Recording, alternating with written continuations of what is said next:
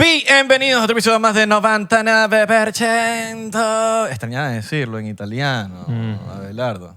Porque yo sé que tú eres italiano. Claro, 16%. 16% es italiano. De ADN. Qué monstruo. Papi, no andamos jugando, no andamos giocare. No, yo sé que no estás jugando, mira. Papi, Sendo drip. hoy andamos de abogado porque esto es un episodio serio y yo dije, hoy tengo que estar de abogado. Papi, en este o país, de cura también. En este país hay que rebuscársela. Ave palmar, me dicen, para que sepas. Ave palmar. Ave palmar. Oye, pero eres como un... Si hago así, ave palmar. Eres como un cura galán. Ah, no, papi, es que estamos en el 2026. No, tiene esas monjas, weón. Claro, tan locas, ahorita se coge con las monjas, ahorita... o sea, claro, son nuevos tiempos. 2026. Sí. 2026. ¿Cómo estás? Bien, ¿Estamos bien. Preñas a las monjas. Eso es lo que se habla ahorita en las iglesias. Yo estoy bien porque ¿Estás bien? Tenemos un Cocuy Saroche. Cocuy Claro que Saroche. sí.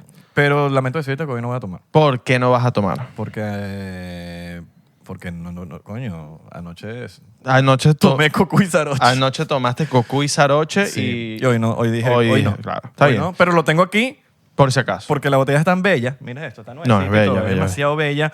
Y si ustedes quieren tener su propia botellita de Cocuy Saroche, ustedes van a entrar en saroche.cocuy en Instagram, le van a dar al link que está en su descripción y automáticamente ustedes pueden pedir su botella en cualquier parte de Estados Unidos, estés en Los Ángeles, estés en New York, estés en Ohio, en Wisconsin o en Miami. Y si estás en Venezuela, puedes ir a la tienda de tu preferencia, de el Abasto, donde compra usted su licor. Una licorería. Una licorería y pide su cocuy. Este episodio es patrocinado por Entre Cajas Academy. Aquí en 99% queremos que hagas dinero por internet desde la comodidad de tu casa o en cualquier parte del mundo. Exactamente, pero no a lo loco. Aunque tú sabes que somos locos. Yo sé que estamos locos, pero por eso existe Entre Cajas Academy, que te enseña a vender por Amazon como un negocio real. Funciona si estás empezando desde cero o si ya vendes y quieres pasar al otro nivel para vender más. Es una academia práctica enfocada en negocio real. Detrás de Entre Cajas está Ricardo, su CEO, que lleva más de 10 años vendiendo en Amazon. Es un negocio familiar que hoy en día factura más de $3 millones al mes. Ellos no te venden promesas ni te venden humo. Ellos te enseñan lo que de verdad saben hacer. Tienen una clase donde te explican cómo funciona vender en Amazon, qué se necesita para empezar y si realmente este negocio es para ti. Ahora, ¿qué es lo que vas a hacer? Vas a entrar en academiaentrecajas.com, vas a ver la clase y si tienes duda puedes agendar una llamada online con ellos. Si vas a intentarlo, aprende de los mejores, de los que verdaderamente lo saben hacer.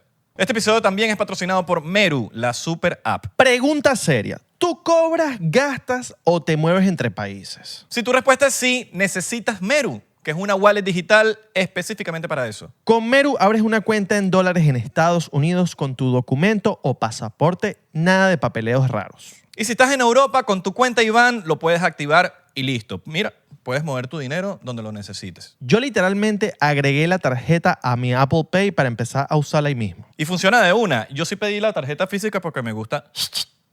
No, bueno, y también para sacar efectivo. Ajá, Abelardo, ¿y qué es lo mejor que tiene Meru? Que Meru no te cobra comisiones por pagar en el extranjero. Si te la pasas viajando, es buenísimo. Desde la aplicación puedes enviar dinero a Latinoamérica sin problema. O si eres un freelancer, creador de contenido, puedes también recibir dinero por ahí. Todo eso en una sola app. Pruébala ya mismo entrando en meru.com/99%. Usa el código 99% y cuando ingreses tus primeros $10 te van a regalar 2. Meru, tu dinero sin fronteras. Dicho eso, Dicho esto, empezamos este episodio. empezamos este episodio, claro que sí. Claro que sí, señores y señoras. Como muchos saben, en Venezuela está trending, pero hay un factor que he estado viendo mucho y es que mucha gente no sabe de lo que ha pasado en Venezuela. Ujú. O sea, ustedes están viendo mucho de lo que pasa en las noticias, pero no saben qué está sucediendo y que ha venido sucediendo a través de los años en lo que son esos centros de tortura, en el Helicoide, en todas estas prisiones. Y es muy importante hablarlas y que personas que han sufrido de estas torturas hablen de lo que sucedió ahí y por que eso- no se olvide esto. Totalmente, y es muy importante y por eso nosotros en 99% estamos haciendo lo que podamos para que el mundo se entere de todas estas atrocidades que están sucediendo y por eso trajimos esta vez Exacto. a nuestro querido Nixon Leal. Bienvenido, Nixon. Nixon. Mucho gusto, muchachos, ¿cómo están? Muy Gracias bien. por la invitación. Gracias por aceptar esta conexión. En verdad, creo que eres el primero en la historia de 99%. Esta conexión estuvo de loco. Esta conexión. Pero estuvo medio, oye, esta conexión. Coño, vale, mira. El 99.8%. ¿Tú sabes dónde está Nixon? Está en Matusalén, vale. Está en Matusalén. En Matusalén. Nixon, estás desde Los Ángeles. Desde Los Ángeles, en Así el es. mejor estudio de Los El Ángeles. mejor estudio de Los Ángeles, que es el estudio de nuestro querido Bruno Romano. Bruno Romano. Así que le vamos a lanzar su shout out a Bruno Romano. Sí, Si sí. ustedes quieren grabar musiquita, no nos está pagando a nosotros porque nuestro es nuestro amigo. Y queremos... oye, No, no, el que son- quiera una grabación profesional, Exactamente. vaya a donde Bruno Romano y escuchen Exactamente. Llévame, que el tema está pegado. Y si quieres un featuring con Bruno, bueno, tienes que hablar con Ah, el no, hay que manager. pagar. Hay que pagar, ¿verdad? Hay que pagar. Verga, ya Hay está que a ese pagar. nivel. el Ya bicho. Bruno está cobrando. Está marico. cobrando por mentira, featuring. No, Bruno no cobraría nunca por un featuring. Ah, yo creo Aunque que a mí sí. me cobró. Yo creo que sí, yo creo que A mí sí. me cobró para hacer un tema Sí, con sí, él. sí. Yo estaré bien, vayan a escucharla también. Pero bueno. Mira, Nixon, gracias bueno, nuevamente por aceptar esta invitación a 99%. Para los que no conocen a Nixon Leal, Nixon es un expreso político, extorturado. Y en verdad, este es un episodio que yo no quiero hablar mucho. Yo simplemente quiero escuchar a Nixon, quiero saber qué es lo que vivió. Inclusive hay historias, hay cosas, pero yo creo que escucharlo de primera mano es lo mejor que podemos hacer como humanos de la sociedad. Totalmente. Como- Y mira las conexiones de la vida. Que habíamos hecho un episodio, yo creo que esto entra en la saga de los brujos de Chávez, porque en el episodio sobre El dictador y sus demonios, que es un segundo libro que escribe David Placer, tengo entendido, Nixon me podrá corroborar esto lo que voy a decir, que es que David Placer habla de Nixon en el libro. Sí, eso es verdad. Exacto. De hecho, la forma en la que yo conocí a David Placer yo considero que fue uno de los peores momentos de mi vida. Mierda. Porque en el momento que él está escribiendo el libro, él contactó a una persona de confianza que sabía más o menos cómo contactarme. Yo en ese tiempo me encontraba en la clandestinidad porque me estaban buscando, porque querían de alguna u otra forma anexarme al caso de los drones, del magnicidio a Nicolás Maduro. Entonces me estaban buscando hasta por debajo de las piedras y yo me sentía como rodeado. En el lugar donde yo me encontraba era como decir cerca de ellos, en la boca del lobo. Ay, ¿y por qué Y sin em- y por qué te dijeron eso de los drones? O sea, vamos a Porque la- Nixon. Porque la mayoría de los panas que de alguna otra manera participaron en eso, todos, en su mayoría eran conocidos míos y habían protestado conmigo en el 2014 y 2017. Entonces, hijo de gato, caza ratón, y esos 2 más 2 son 4. Además que mi perfil, de alguna otra manera, en ese sentido, con ellos no me ayudaba mucho, igual no me interesaba, porque yo para ellos era un perfil, o sigo siendo un perfil radical, que sabe que apuesta más por la vía de la fuerza y que no lo piensa 2 veces para ir al escenario de la calle. Claro. ¿Cómo fue? O sea, no sé si nos podrías contar desde el principio cómo empezó todo. Wow. ¿Cómo empezaron mis cárceles? ¿Cómo Sí. empezó mi tortura? No. Desde el primer momento que te... Wow, mira, yo cuando empecé en esto fue por medio de un amigo que me dijo, vente, acompáñame, esto puede cambiar tu vida. Nunca se me olvida y la cambió. Porque yo no me rendí, me gustó lo que estaba haciendo, sentí que estaba haciendo algo importante, que era parte de algo y empecé, y además es una causa justa, noble. Y yo, bueno, por esto hay que luchar, claro que sí. Al final, el futuro de nuestro futuro se está yendo a la mierda por esto, por esta peste que es el chavismo. Estabas Entonces, protestando. Sí, conocía iguales, personas que, al igual que yo, llegaron al mismo punto, a Caracas, la capital, donde duerme el poder, donde de verdad hay que hacer cosas y queremos que cambien las cosas en Venezuela. Y nos pusimos ahí a organizarnos, a protestar, fundando movimientos, haciendo cualquier cosa para de alguna otra forma mover el tablero político y que cambiaran las cosas. En mi parecer, yo lo resumí. Aquí hay que conspirar, aquí hay que hacer lo que sea necesario para derrocarlos, tumbarlos del poder. Si nosotros queremos que las cosas cambien, tenemos que sacarlos. Entonces, en ese sentido, en ese mismo orden de ideas, nosotros empezamos a organizar protestas, al punto que llegamos a los cuadros, a las carteleras de contrainteligencia del SEBIN, el DIGESIM, Policía de Inteligencia Nacional, en fin, inteligencia cubana. Y ya de ahí, cuando entras ahí, ya no hay nadie que te quite. Y empezó la persecución, hasta que por fin ellos lograron, como quien dice, encarcelarnos. La primera vez, cabe destacar algo, yo estuve detenido mientras estuve en Venezuela 5 veces. La primera vez duré 4 días, porque estaba en un campamento que habíamos organizado a las afueras de las Naciones Unidas en la avenida Francisco de Miranda, por el tema señalando las violaciones de los derechos humanos que venía cometiendo la dictadura en esos tiempos de protesta. Y ellos todos los días estaban obligados a cumplir con una cuota de detenciones, porque era su herramienta para tratar de alguna otra forma dilatar y poder de alguna otra manera desmovilizar las protestas. Entonces nosotros inteligentemente creamos una protesta más pacífica para ver cómo ellos iban a responder.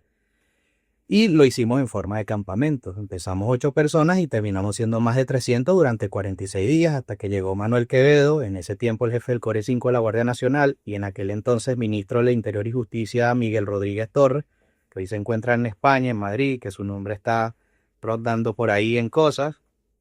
Y nos detuvieron. Entonces, pero previo a esa detención existió esta primera en donde duré 4 días y 4 noches en un calabozo de la Guardia Nacional. Me dieron libertad plena y sin restricciones después de ese tiempo. Y como a los 5 o 6 días me vuelve a detener la inteligencia de la Policía Nacional y me llevan preso por 2 días y 2 noches a los calabozos de la zona 2 de Katia. Y ahí yo hago como un énfasis en esa detención porque a pesar de que duré poco, ocurrió una cosa. Conocí por primera vez la tortura de frente. Y la segunda, que ya ahí me habían aplicado las medidas cautelares que me impedían protestar de alguna u otra manera. Esa tortura que conocí fue que agarraron un malandro o una persona, yo no sé qué había hecho o qué no hizo. Lo cierto es que estaba ahí. Lo esposaron a un tubo que estaba ahí cerca donde yo estaba también esposado. Lo esposaron desnudo, le, le pidieron que se pusiera de espaldas, el tipo no quería porque sabía lo que le venía, pero no tienes opción. Y él se puso de espaldas y lo primero que hicieron fue darle unos tablazos con una tabla que eso sonaba, se sentía cuando sonaba el hueso. Y eso para mí era impactante. Y cuando el tipo caía en el piso y se ponía en posición fetal a acurrucarse del dolor, otro le sujetaba la nalga y se la trataba de abrir y le daba patadas con la punta de la bota en el ano. O sea, era de verdad. Y yo estaba ahí viendo eso y ellos querían que yo lo viera. Ese fue como que mi primer acercamiento con la tortura y una forma de tortura psicológica, como bien me decía un amigo hace poco. Y después de eso salgo en libertad, traumado un poquito, pero eso me sirvió para yo hacerme una gran pregunta y fue, o sea, ¿hasta dónde yo soy capaz de llegar con esto? O sea, yo puedo seguir con esto, ¿le vamos a echar bola o no le vamos a echar bola? Porque al final ya tengo esta par de medidas cautelares que me prohíben protestar. Y yo dije, ¿sabes qué? Salí del tribunal del Palacio de Justicia y me fui al campamento que estaba en la Francisco de Miranda y un pana me dice, tú estás loco. Y yo, no, loco, tan ellos que creen que nosotros vamos a renunciar. Ya estamos montados en el burro, hay que arriarlo, vamos a darle. O sea, porque, ¿qué más vamos a hacer? No nos queda otra que luchar. Entonces me fui al campamento y pasaron alrededor después de esa última detención, pasaron como unos 15 días. Y a los 15 días llega el ministro Rodríguez Torres, la madrugada del 8 de mayo, acompañado con Manuel Quevedo y un contingente de más de, no sé, mira, no exagero, eran como 500 personas uniformadas, militares, guardias nacionales, policías, todos uniformados, con muchos buses, a levantar el campamento en el que estábamos porque nosotros éramos más de 300 personas. Y nada, desvistieron ese campamento, agarraron a todos los que pudieron y nos montaron en unos buses, unos encima de otros, y nos llevaron al Core 5 de la Guardia Nacional. Ahí duramos como unos dos días hasta que nos llevaron al Palacio de Justicia. Y ahí en el Palacio de Justicia nos procesaron y nos dictaron como que privativa de libertad. A mí me dijo el juez Nelson Moncada, que hoy está muerto, por cierto. Lo mataron creo que un tiro en la cabeza en las protestas del 2017 en San Martín, un colectivo. lo menciono a él a título personal porque él era el juez que en ese momento me estaba diciendo, Nixon Leal, eh, su, se le declara privativa de libertad y su centro de detención será el SEBIN Helicoide y su pena podría exceder los 11 años y 3 meses. Y en ese tiempo yo tenía 24 años de edad. Yo dije, uff, ok, pero dale, dale, que esto no se ha acabado. Y el tiempo pasó y después yo me encontraba en otro calabozo preso y me enteraba de la muerte de ese juez. Y esa muerte no fue casualidad porque casualmente ese juez se había levantado contra el gobierno en favor de la fiscal Luisa Ortega Díaz, que se había volteado en el 2017, también en contra del sistema porque ya no se aguantaban más las cosas. Y sospechosamente mataron a este juez como una forma de enviar un mensaje. De eso todo lo tenemos documentado y por eso es que lo digo con mucha propiedad. Pero para no perdernos en el hilo de la historia, después que en ese momento ese juez me dicta esa privativa de libertad, yo voy al SEBIN, entro con 24 años de edad, ahí, entro un 11 de mayo, más o menos, o 10, por ahí, del 2014, y cuando yo salí de ahí, que me abrieron la reja y pude ver a mi familia, a mi hermano y a amigos, seres queridos. Era 31 de diciembre del año 2016 y yo tenía 27 años de edad, huevón. Y, y es como, estás como en un congelador y sales. Y, o sea, el tiempo para ti estuvo congelado y para los demás no. O sea, la vida sigue. Y yo mm, no había todavía analizado todo lo que yo había luchado en esos 2 años, 7 meses y 22 días que estuve en el SEBIN Helicoide. No hubo un día que yo no ideara una forma para protestar, porque yo le había dicho a un amigo, aquí nos metió la política. Éramos un problema en la calle y había que resolverlo. Y bueno, ahora estamos aquí presos, pero no se la podemos dejar fácil. Y yo pienso, y soy creyente, y tenemos que que nuestro credo sea la protesta. Y así que si vamos a estar aquí en la boca del lobo, en las entrañas del monstruo, hay que volvernos un problema para encontrar una solución y que la misma política desbloquee este juego y nos saque de aquí. Imagínate, huelgas de hambre, basura en los pasillos en las horas de visita, bolsas con orina.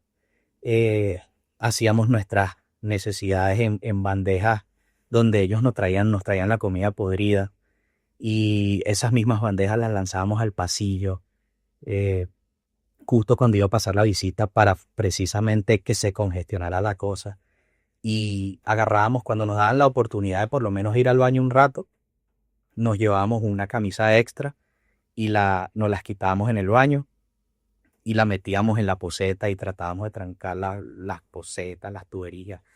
Que todo, si nos íbamos a morir ahí, o sea, íbamos a hacer todo. No, si nosotros no estábamos bien, nosotros íbamos a buscar la manera de que ellos no lo estuviesen tampoco. Y así me pasé los 2 años, 7 meses y 22 días de mi vida luchando. Y cuando salí de ahí, sentí como miedo, porque yo decía, ¿y ahora qué hago? Porque mi razón de ser dentro de ese lugar se había vuelto a luchar. Entonces pasaron unos días como reflexionando en el congelador, como decimos nosotros, y bueno, por ahora hay que establecer parámetros de seguridad, no hablar con nadie de la causa hasta que no estemos seguros que, bueno, cómo podemos manejar esto, porque al final yo puedo ser usado como un ratón de laboratorio para llegar a otras personas de valor.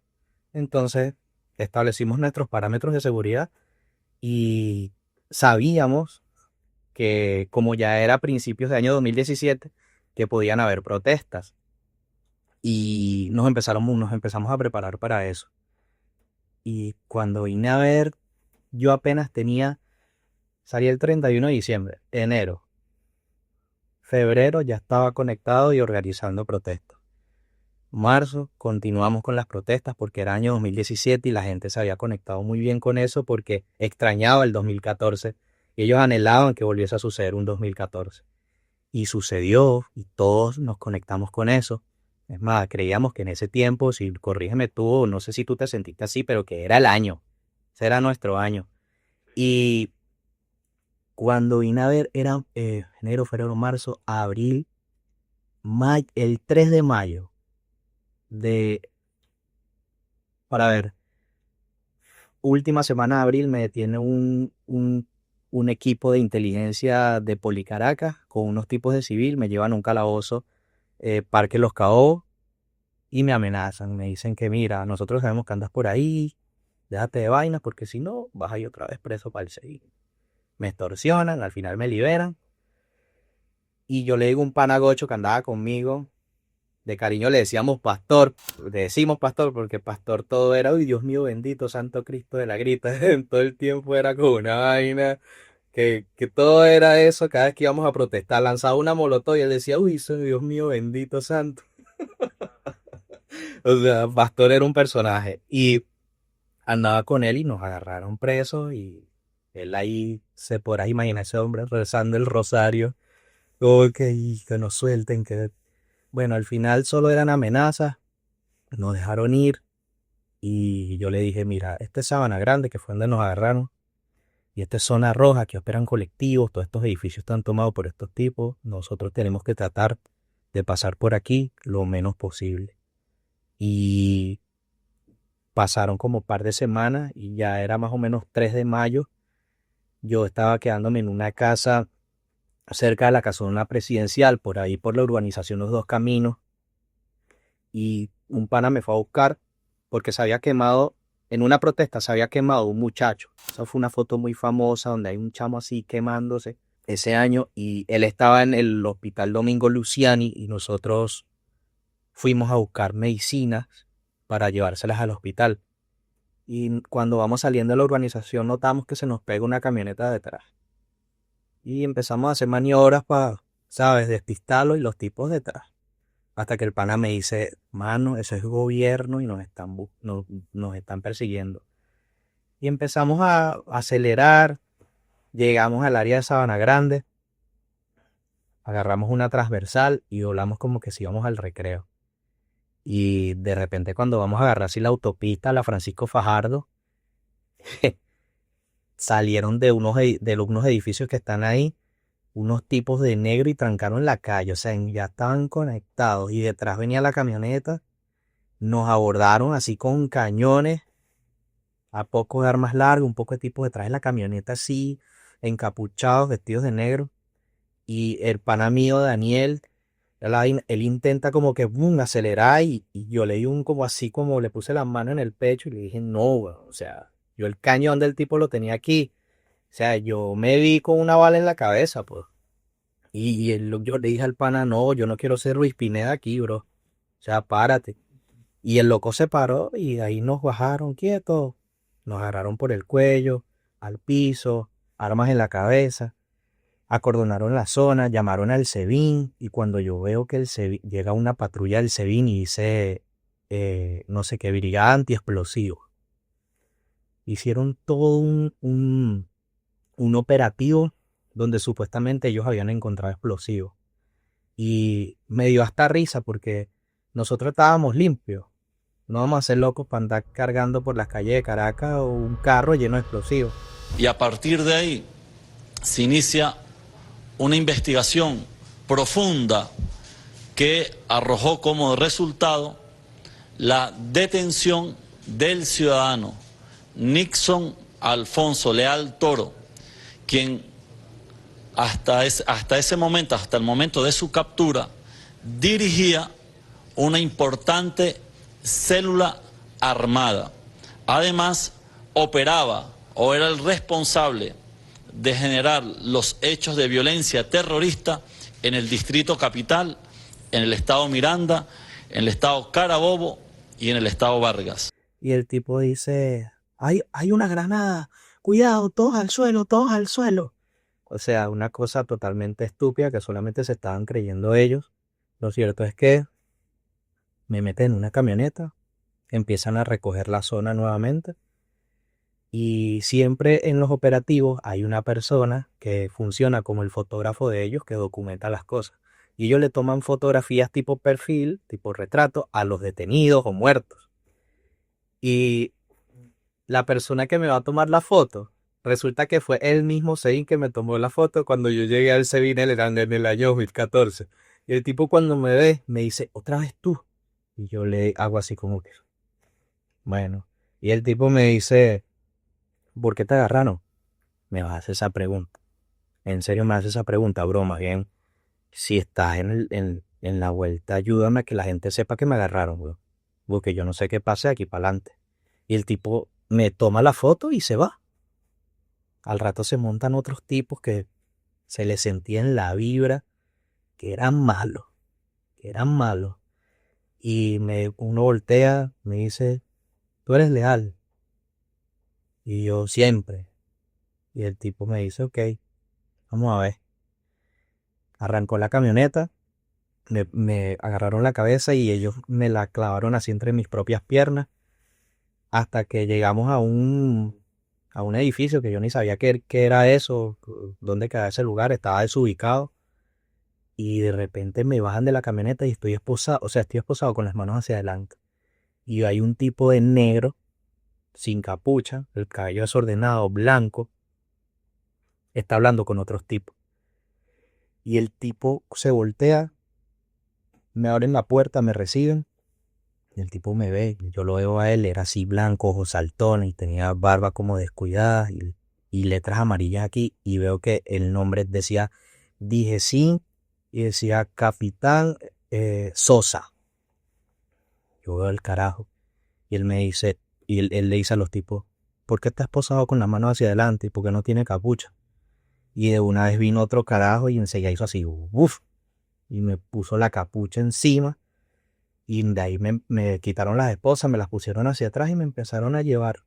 Y ahí yo no estaba viendo mucho. Y ¿sabes lo que hacían? A medida que me iban llevando a través de ese edificio, ellos me chocaban con las puertas y las paredes. Y decían, ay, perdón, es que no vi. Paca. Y me daba esos toques en la cara, pero duro. Sentí que entramos a un elevador. Luego, no sé si subí o bajé. Lo cierto es que cuando se abrió el ascensor, me sentaron en una silla, luego me sacaron de ahí y me metieron como en un baño. Ahí me quitaron la capucha y me di cuenta que estaba en un baño. Y ahí los tipos me quitaron las esposas y me dijeron que me quitara la ropa. Y yo me quité la ropa, empezaron a requisarla y después que la requisaron bien, yo creí que me iban a decir, vístete. Y no, el tipo cuando ya vio que no tenía nada, me dio un sendo golpe en el estómago que me sacó el aire, que yo me fui al piso, porque un tipo como de 2 metros. Y qué arrecho, yo estoy ahí encorvado y él me agarró por el cuello, me alzó y me pegó en la pared. Y me agarraba así duro como asfixiándome yo, así. Y yo creo que yo le veía la cara y él me veía así. Y yo como que no podía ni hablar. Recuerdo que volví a caer al piso, me dio como 2, 3 patadas más, pero una me la dio en la espalda que me dolió bastante, pues me la dio así como una puntera. Y el tipo se fue. Al rato entra otro tipo y me dice, vístete.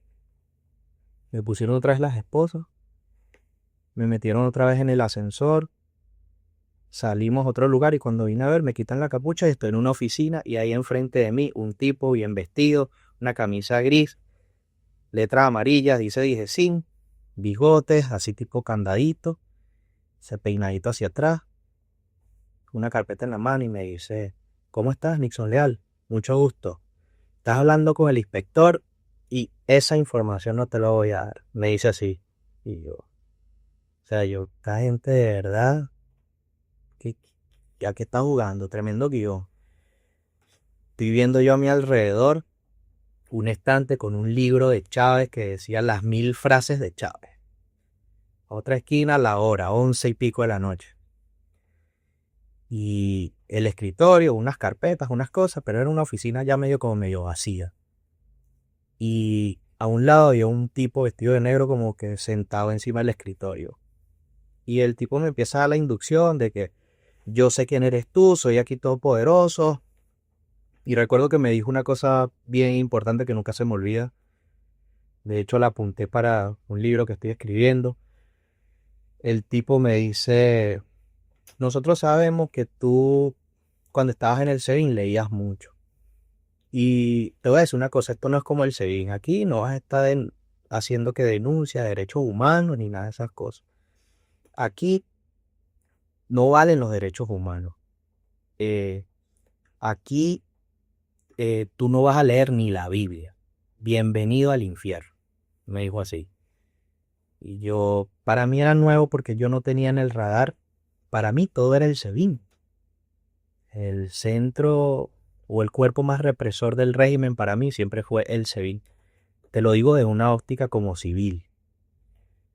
Pero resulta que existe un órgano igual o hasta peor que el SEBIN, porque es un órgano militar diseñado para hacerle lo que me hacían a mí como civil en el SEBIN, hacérselo a los militares. Pero ahora este órgano también está actuando en contra de civiles. Y resulta que era la Dirección General de Contrainteligencia Militar. Y yo no sabía qué tan infierno era y estaba a punto de descubrirlo. Y ya con la entrada que me habían dado, la capucha, los golpes en las paredes, los golpes en el baño, ya yo podía... Eso a mí no me había sucedido en el tiempo que yo llegué al SEBIN. En el SEBIN fue más tortura psicológica. Par de cachetadas ahí, pero... ¿Podías leer en el SEBIN? O sea, En el SEBIN, claro, en el SEBIN podía... Claro, al principio no, en el SEBIN tocó ganárselo. ¿Y cómo ganárselo? A punta de protesta. Huelga, tira la comida para allá y exigimos aquí, dale aquí. Ellos tampoco sabían como que cómo lidiar con personas así que protestaban en la calle. Y al final fuimos ganando terreno y pudimos acceder a muchos beneficios de ese tipo. Poder escribir, tener un poquito más tiempo a las visitas, los cupos de las visitas, todo ese tipo de cosas. Los libros te la traía a la visita. Sí, claro, porque eso no te suministran a ti ni siquiera Claro. no. Es más, son cristianos y no te dan ni el Nuevo Testamento. Te dan, El Nuevo te Testamento. dan el libro de las 1000 frases de Chávez. Verga, weón, o sea, nunca se me olvidó esa verga. Yo decía, esta gente, de verdad. ¿Te acuerdas qué leíste? ¿Cómo? ¿Qué leíste? ¿Cuáles eran esos libros? Mira, claro, por supuesto, mira, leí el libro de liderazgo de Colin Powell, leía mucho Rebelión en la Granja de George Orwell, leí Homenaje a Cataluña, leí libros de Moisés Naín, que El fin del poder. O sea, a mí me daba risa porque es que yo decía, esta gente de verdad nos deja leer cosas que son contra ellos. Sí, van en su contra. Contrarrevolución. Sí, claro, o sea, una cosa y no les paran, pues. ¿Y todos esos cuando- libros, ¿qué hacías con ellos? ¿Se los devolvías a los que te lo daban o se regaban por la misma cárcel?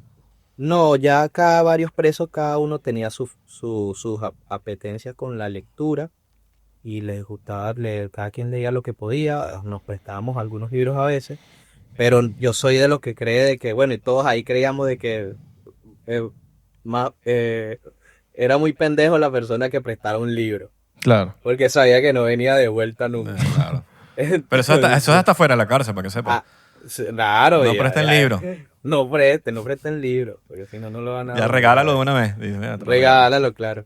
Y yo presté algunos, de dos, me devolvieron uno por lo menos. Y ya yo después que leía, yo sacaba en las visitas, yo mira, ya lo leí, tómalo, llévatelo. Y algunos sí los dejaba porque los subrayaba por cosas de pensamiento, cosas que no se me olvidaran.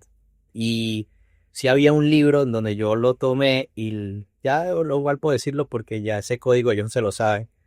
Yo agarré ese libro y le abrí con una hojilla de contrabando, le abrí un cuadro en el medio y ahí escondía un teléfono. Y cada vez que había requisa, ese libro andaba para allí y para acá y nunca lo había. Y ahí estaba el teléfono con el que yo me comunicaba para la calle cada vez que podía. En el SEBIN, ¿qué tipo de presos habían? O sea, habían presos políticos, pero también, ¿qué más había? Mira, habían presos políticos, pero al principio cuando yo llegué había más o menos 60 presos. Ok. Era mayo 2014. Y estaban los Macleb, que por cosas de droga y esas cosas. Y habían algunos militares y estaban los hermanos Guevara, que estos estaban ahí presos por lo del caso de Danilo Anderson y ellos ya tenían ahí, no sé, como 10 años, no lo sé, la verdad. Era mucho tiempo. Y pasó el tiempo, cuando yo te estoy hablando del tiempo que estuve en el SEBIN, cuando yo salí de ahí había más de 300 presos. Ya eso se había vuelto insostenible porque ellos no tenían calabozos en sí, ellos tenían oficinas y empezaron a improvisar a las oficinas, las volvían calabozos, le pegaban una reja, cuando ya tuviera que pasar el viejito que soldaba, era porque van a abrir una celda nueva porque esto está hasta reventar, no hay donde meter los presos y esta gente se está inventando espacios. Y después en ese tiempo, ya ahí estaban presos personas, mira. Una vez vi un colombiano, un muchacho, que yo le pregunté que por qué estaba preso y él me dijo, no, es que yo estaba orinando por ahí en una mata y pasó un SEBIN motorizado y me vio. Cuando me sintió el acento, me preguntó que dónde era, yo le dije que de Colombia, no tenía papeles y me trajo para acá. Y ahora me están acusando de que yo soy paramilitar de Uribe. O sea, a ese nivel. Y ese chamo duró ahí más de 6 meses incomunicado que la familia lo daba hasta por muerto. Imagínate. O sea, a ese nivel llegamos. Pues ese era el tipo de presos que había en el SEBIN. De todo. Antes era más como más exclusivo. Y ya con el tiempo esta gente lo prostituyó y lo volvió un desastre. ¿Y qué comían ahí? Total. Mira, ahí al principio la comida era balanceada. Era como que te daban lo que me imagino que le daban a ellos o a sus cadetes en formación. De lo normal. Que si una proteína, algo de carbohidrato, alguna ensalada, ya. Eso es todo. Pero eso duró poco. Después la comida era pésima. Y ellos se dieron cuenta que la comida, incluso yo llegué a comer pollo que estaba malo, que tenía como gusano. O sea, y cuando estás preso no puedes, no hay mucha lección, cuando tú estás en modo supervivencia. Claro. Y yo lo que hice fue, venga para acá, gusanos para allá, hágale así, hágale un cariñito y No, y haga como, me imagino que ya tu estómago estaba, pero que estaba para lo que fuera. claro, como el estómago de toda Venezuela, bro. Porque en Exacto. Venezuela de pana se pasaba mucha necesidad. Claro. Entonces yo lo veía en ese sentido yo siempre lo veía con mucha humildad, como que dale, pues. Que, o sea, que la penuria que yo estaba pasando, por muy fea que fuese, yo sabía y tenía conciencia de que alguien en algún lugar estaba pasando por una situación igual o más difícil que la mía. Y eso yo lo veía como un arma para yo no echarme a llorar, porque había que luchar, weón. Y eso fue lo más así en comida. Ya después ellos viendo que la cosa era insostenible, ahí sí dejaron que, bueno, vamos a dejar que la familia le traiga más comida y podemos también llegar a un acuerdo de que los dejen pasar a una cocina y ustedes puedan cocinar algo en su celda y tener su comida. Fue abriéndose como un poco más la cosa. Eso fue ese día, hasta ese 31 de diciembre que yo estuve ahí. De ahí en adelante, obviamente la rutina la desconozco porque no estuve presente ahí, a pesar de que tengo todavía amigos ahí y que, bueno, pueda de alguna otra forma saber a través de los familiares cómo es la rutina. Pero ya vivirla en primera persona, no. Muy distinta al Digesín, bro. En el Digesín, perdón, lo primero que hacen después que te torturan es meterte en una cuarentena, en un calabozo que le llaman el cuarto de los locos. Eso es en Helicoide. No, ese es el No, de eso sí. es en Boleíta. Boleíta. Digesín, Que eso es sí. subterráneo, ¿no? Sí, hay un sótano, hay un piso bajo tierra. Ya, pero vamos a retomar cuando estabas, o sea, cuando te dijeron bienvenido al infierno, ¿qué pasó después de ahí? Ahí empezó la tortura. Me Ok. preguntaban, había un interrogatorio, pero desde que empieza el interrogatorio, yo por eso escribí una línea que dice, una vez tuve el poder de controlar mi propia tortura. ¿Por qué? Porque a pesar de que ellos me esposaron mis manos a los brazos de una silla, empezaron a darme golpes tenían como unos guantes ahí medio acolchaditos y me daban golpes con eso, pero se sentía igual la mano. Eso tengo entendido que lo hacían los acolchados para no dejarte marcas. Sí, Algo así, ¿no? Claro, pero ahí voy. Exacto. Ellos están tan radicalizados y no les importa nada, están a un nivel de descaro tan bestial que ellos ya no les importaba eso. Y ya te cuento por qué. Porque yo llegué a un punto que no, yo sabía que estaba mal, porque yo parpadeaba y mis propios párpados no podía parpadear bien, porque tenía la cara tan hinchada de tantos golpes que no podía, no veía bien. Y no conforme con eso, ellos sabían, porque conmigo tenía récipe de que sí, acreditaban de que yo era alérgico a un componente del gas lacrimógeno.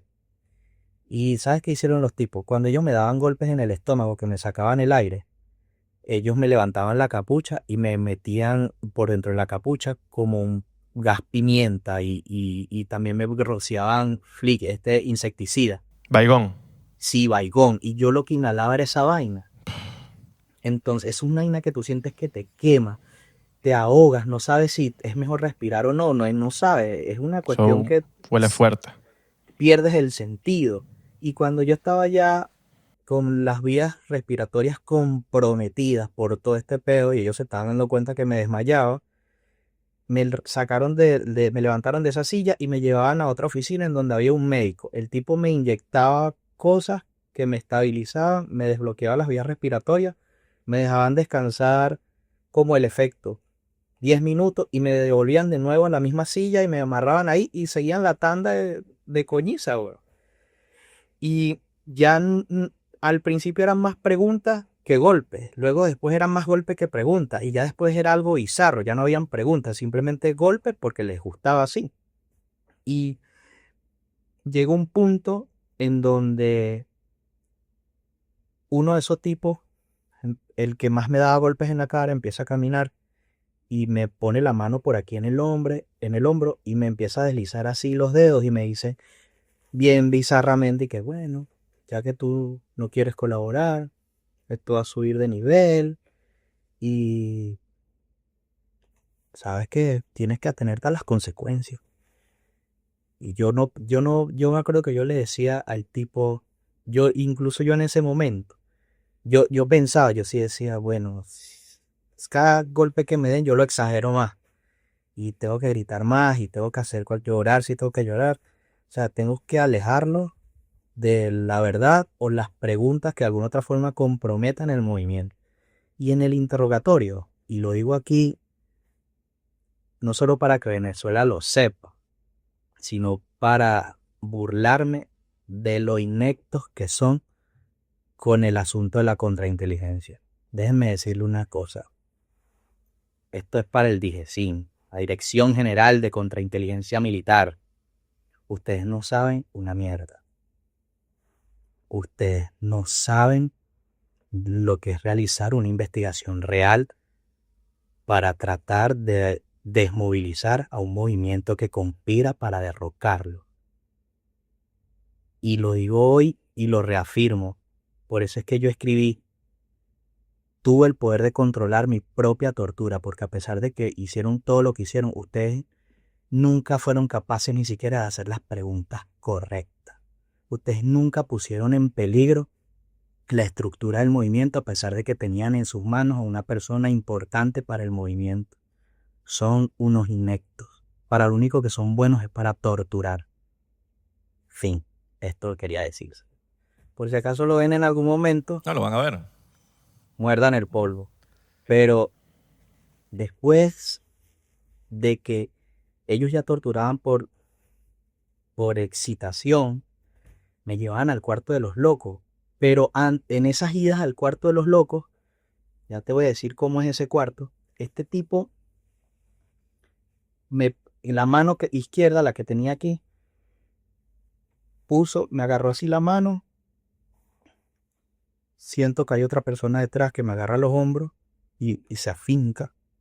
Y él cuando me agarra la mano, la estira así, te agarra como un puño de cositas que tenía en la mano. Yo no vi qué era. Perdón. Y cuando veo al tipo, lo primero que hice me clava un chinche debajo de la uña. Me puso la aguja debajo de la uña, ahí. Y yo lo primero que hice fue saltar pero obviamente no podía porque estaba el otro tipo detrás y yo gritaba muchísimo, pero me pusieron la capucha, me agarraron así, alguien me alaba así y yo hacía así, pero llega un punto que si te duele el pinchazo, tú no sabes qué hacer, brother, pero ya después como que a inmediato se te calma, tú ya no sientes, vuelves a sentir otro pinchazo y otro pinchazo, hicieron 3 debajo de las uñas. Y los chinches eran de colores, qué curioso. Yo estaba así amarrado y ya después que estaba así como tratando de analizar esta situación, ni analizar, tú ni siquiera piensas en esa vaina. Tú estás entregado ahí, disociado, no sabes qué hacer. Yo veo un poco así, porque me habían levantado, ya no tenía capucha, al rato ya fue que me habían dejado ahí y veo los dedos y veo que son los chinches y tienen los colores de la bandera y yo digo, y no sé si lo hicieron a propósito o es algo parte del guión de ellos, no sé, pero ahí estaba yo con esa vaina y antes de llevarme al cuarto del cuarto de los locos me los quitaron de nuevo porque obviamente me imagino previniendo que me lastimara yo dentro del calabozo, que, que ellos son los únicos autorizados para lastimar. Y en ese cuarto de los locos las paredes son acolchadas para que cuando tú grites el sonido no salga. Y hasta el piso también está acolchado, tiene como goma espuma. Y es oscuro y hay un pote de agua de 5 litros vacío donde tú puedes orinar. Porque cuando entras ahí, para ti no existe el baño, no existe la comida, no existe el tiempo. Tú estás ahí y estás a merced de que cada vez que entren ellos te den una golpiza, te saquen, te lleven a otro lugar mejor donde ellos puedan darte una golpiza o te la dan ahí mismo, donde ellos mejor les plazca. Pero siempre vas a llevar palo en esa vaina. Y recuerdo que yo siempre estuve esposado con las manos atrás cada vez que me sacaban de esa silla y ya me dolían los hombros. Yo sentía como que si los brazos se me fuesen a salir. Y estos tipos, ya después que me dejaban en ese calabozo, yo quería, pensando en Gerardo Carrero, un pana que estuvo preso en la tumba, él quiso suicidarse porque la tortura psicológica era tan bestial que él le encontró como salida tratar de suicidarse, pero no pudo. Y yo pensaba en eso. Y como yo estuve en el Sevin Helicoide en los tiempos que el aviador Rodolfo González se suicidó con una correa y un gancho de ropa que amarró a la reja de su calabozo, él sí logró ese cometido. Yo pensaba en él también. Y yo recuerdo cuando yo estaba preso en el Sevin que pasó la camilla con el cuerpo del señor Rodolfo tapado con una sábana blanca. Eso nadie me lo contó, yo lo viví. Y eso está en mi mente. Y ahora yo me encontraba en un lugar, en el verdadero infierno, como me lo había hecho saber este tipo que me iba a torturar. Torturado, a las metras, doliéndome todo, confundido, con mucho miedo, cagadísimo. Pero no tenía solo 2 opciones, sentarme a llorar o luchar. Pero luego se me metió la idea en la cabeza, estos recuerdos, y yo dije, bueno, la única forma también de yo salir de esto es ahorcándome, dije yo. Y tenía un suéter manga larga y yo intentaba pasarme las manos por debajo por la espalda y tratando de pasarme las manos hacia adelante. Pero tenía los hombros tan dormidos que no podía levantarme y pasarme los brazos hacia adelante.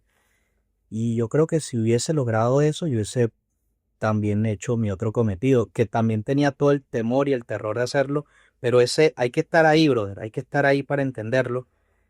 Mi idea era sacarme los brazos hacia adelante, las manos hacia adelante, quitarme el suéter y como pudiera amarrármelo y luego amarrarlo de la puerta que tenía una ventanita con unos barrotes, con unas cabillas y amarrarlo de ahí. No era ni alto, pero la idea era dejarme caer. Entonces yo pensé eso y yo no sé si estoy mal, ah, pero eso es lo que le pasa a una persona que es sometida a estas situaciones tan extremas como ser perseguido, capturado, víctima de desaparición forzosa, te metan en un lugar piso bajo tierra y hacen con tu cuerpo lo que mejor les place. Cualquier forma de dolor que ellos se quieran inventar la aplican contigo. Pienso que hasta, no sé, pero es como, bueno, no vamos a decir que es noble, pero por lo menos estás intentando hacer algo porque quería escapar. De paso te aplican torturas de sueño, es decir, no te dejan dormir. Yo duré 72 horas antes que me presentaran a un tribunal sin poder dormir, ni un poquito, nada. Y recuerdo que en ese mismo lugar hay otros calabozos y los presos se comunican por el ducto del aire.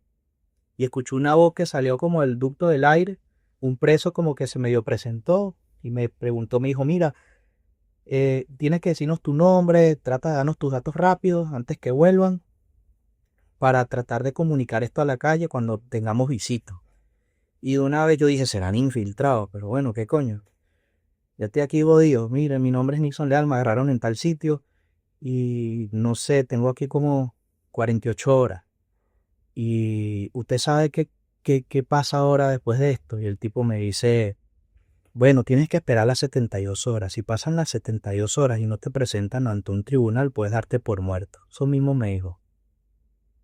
Y yo, como que, mierda, habían pasado solo 48 horas y yo, mira lo que había visto de este infierno.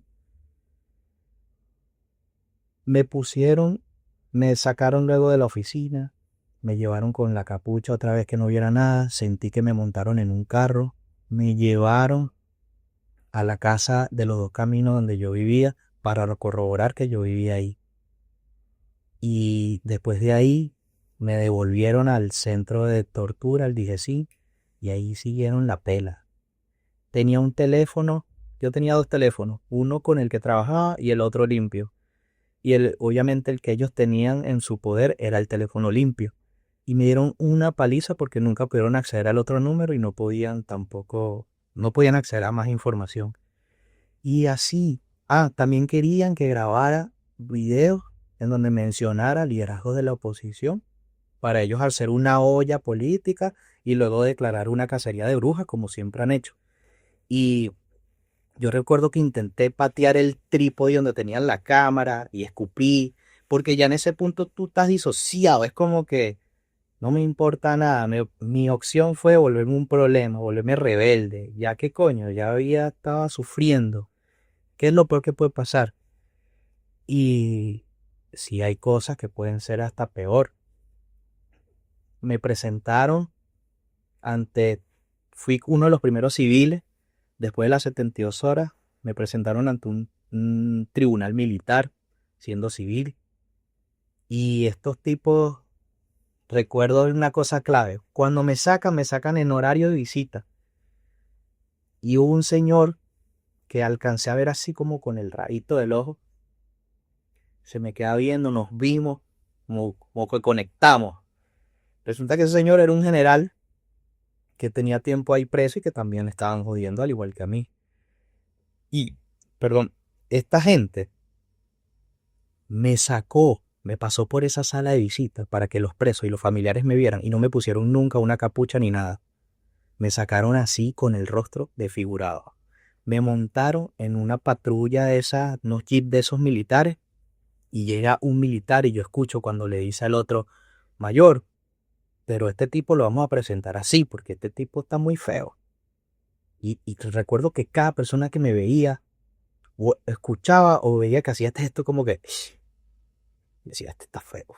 Y yo no sabía qué tenía en mi cara. Yo la sentía como quemada porque como soy alérgico al gas, ese polvo me quemaba la piel. Y recuerdo que ese mayor le respondió a este militar, le dijo, no, déjalo así, porque a mí me gusta verle el ojo al ganado de cerca. O sea, no sé, una frase muy llanera tal vez, en donde supongo que dio a entender que él quería saber qué tan leal era la jueza o el juez donde me iban a presentar. Y cuando llegamos a ese tribunal no tenía defensa. un militar que estaba sirviendo, un militar de esos abogados que estaba con el uniforme verde oliva así como que si fuera un cubano. Y bueno, yo voy a hacer tu defensa y tal. Entra el fiscal, otro también vestido de militar. Está una señora que era la juez. Y empieza el tipo, el fiscal, a acusarme. Este tipo es terrorista, bla, bla, bla. Y terrorista para allá, y apátrida, y bla, bla, bla. Yo medio lo veía así. Y veía al pana mío que también estaba preso conmigo, bien remendado a punta de palo, igual que yo. Y yo solo estaba así, viendo. Y de repente me sorprende que me dice la juez, pues tiene derecho a palabra, usted tiene algo que agregar, tiene algo que decir. Y yo le dije, bueno, que conste en acta, ciudadana juez, pero yo quiero decir que todo lo que este tipo está diciendo aquí, todo lo que este señor está diciendo aquí es mentira. Y lo único cierto es que en mi país existe la tortura. Y si usted no me cree, míreme el rostro. Y la tipa estaba escribiendo así y alzó la mirada así y hizo como que uh, tragó. Yo tenía el rostro desfigurado. Igual eso a ellos, mi bola le importaría. Pero yo siento que sí toqué la fibra porque la tipa en su... Lo que único que hizo por mí fue, bueno, te vamos a dictar centro de reclusión, la tumba, el SEBIN, la tumba. Yo. Pero si me pones a mí a escoger, yo estoy seguro que hubiese preferido mil veces el SEBIN de la tumba o el SEBIN Helicoide antes que el DIGESIN. Pero el DIGESIN hizo caso omiso y me llevaron de nuevo a ese centro de detención y la tortura siguió, bro. Yo tengo un amigo que en ese tiempo era diputado, se llama Rosmi Mantilla, él está en el exilio en Francia. Y este pana, en el momento de mi desaparición, él tuiteó cosas de que a mí me estaban torturando y dio detalles de la tortura. Él dijo que me habían desnudado y en ese tiempo no me habían desnudado. Pero ese es el ABC. Y yo no lo culpo porque a veces hay mucha contrainformación y se dicen muchas cosas en redes sociales, ¿verdad o no? Pero él estaba apoyándome, tratando de alguna otra manera de preservarme la vida, porque ya lo habíamos hablado en muchas oportunidades. Nosotros tenemos que cada vez que tengan a alguien hay que estallar las redes sociales porque no hay gente que no lo mide, pero le estamos salvando la vida. Porque estamos exponiendo al crimen. Entonces, él empezó a denunciar. Yo estoy en mi calabozo, tranquilo, y me van a buscar. Ábrenla, pero de la forma que lo hicieron fue bien maquiavélica. Primero me sacaron de un calabozo en donde estaba con dos personas llaneras, humildes, que tenían preso ahí más de 8 meses, acusados de ser guerrilleros. Esa pobre, de hecho eran hasta analfabetas, no sabían ni leer ni escribir. Y esos se convirtieron en mis compañeros de celda cuando yo salí del cuarto de los locos, en donde sí estaba solo. Y después me sacaron de ahí y me metieron en un calabozo con el general Ramón Lozada Saavedra. Uno es, digamos que, de los favoritos del DIGESIN, porque los odian mucho. Señor mayor, con problemas de salud, o sea, bajo, de estatura. Y me meten con él en la celda. Y de una vez conectamos porque teníamos conocidos en común. Y como que hoy no nos conocemos, pero ya sé, yo he escuchado de ti, él ha escuchado de mí. Y él me dice, bueno, la única forma que nos hayan metido juntos aquí es porque por algo. Y ese algo es que a cualquiera de los dos nos pueden sacar de aquí para tratar de a ver a quién quiebra y quién delata a quién. Y le dije, bueno, tenga la plena seguridad que el que van a sacar va a ser a mí. Entonces, vamos a echar chistes y yo no quiero saber nada y todo bien. Y efectivamente, no pasó ni una semana y estos tipos apagaron las luces de los calabozos. Se escuchó al fondo los pasos, las botas militares. Recuerdo que en el pasillo había una gotera que caía en un todo con agua y ese era el ruido era incesante siempre. Ta, ta, ta. Y abren la puerta y me alumbran con una linterna en la cara y me dice así en su lenguaje cuadrado, Nixon Leal, salir. Y yo recuerdo que yo volteé así a un lado de la litera, estaba el general Saavedra, y nos vimos así la cara, y él me hizo así como que, yo no. O sea, ya, pero ya yo ya había agarrado confianza con la tortura. O sea, ya yo sabía lo que venía. Pero al menos como ya lo había vivido 72 horas atrás, entonces no quería volver a vivir eso, pero me sentía como más preparado. Y bueno, me levanté, salí y cuando salgo hacia el pasillo fuera de la celda, me dan un golpe fuertísimo en las piernas, caigo al piso y de una vez me tiran las manos hacia atrás, me esposan, me ponen una capucha y ellos mismos me cargaron y me llevaron a rastras. Yo iba como tratando de caminar, pero era tanta la rapidez y ellos mismos me llevaban con tanta vehemencia que no podía yo ni hilar mis propios pasos. Y cuando vine a ver me tiraron al piso, me quitaron la capucha, estaba esposado y alguien me puso como la bota aquí, me pisó el cuello aquí, la oreja, y el tipo me dice, ¿quién es este? Y me muestra una tablet con el tweet de Rosny. Yo no podía ni leer bien. Cuando veo que dice Rosny Mantilla, me dice, ¿cómo él sabe esto? Yo, o sea, que tengo, en ese momento ya tenía, no sé, como 10 días incomunicado. ¿Qué iba a estar yo sabiendo? Mi mamá me estaba buscando hasta en la morgue. O sea, mi mamá no sabía nada de mí. Obviamente yo me entero todo esto después, pero yo decía, estos tipos de verdad, yo tomé conciencia de esto y ya ignoraba las palabras. Yo era como que, bueno, ¿cuándo empiezan? Ya, empiecen de una vez, una cosa así. Y yo le dije, yo no sé nada, señor. Entonces, ok, tú no sabes nada. Quitó la tablet, me quitaron las esposas y me quitaron toda la ropa y los tipos me hicieron en esa oficina todo lo que Rosmi denunció en ese tweet. Así, sin más. Y me llevaron así desnudo a un pasillo en donde habían unos teléfonos públicos.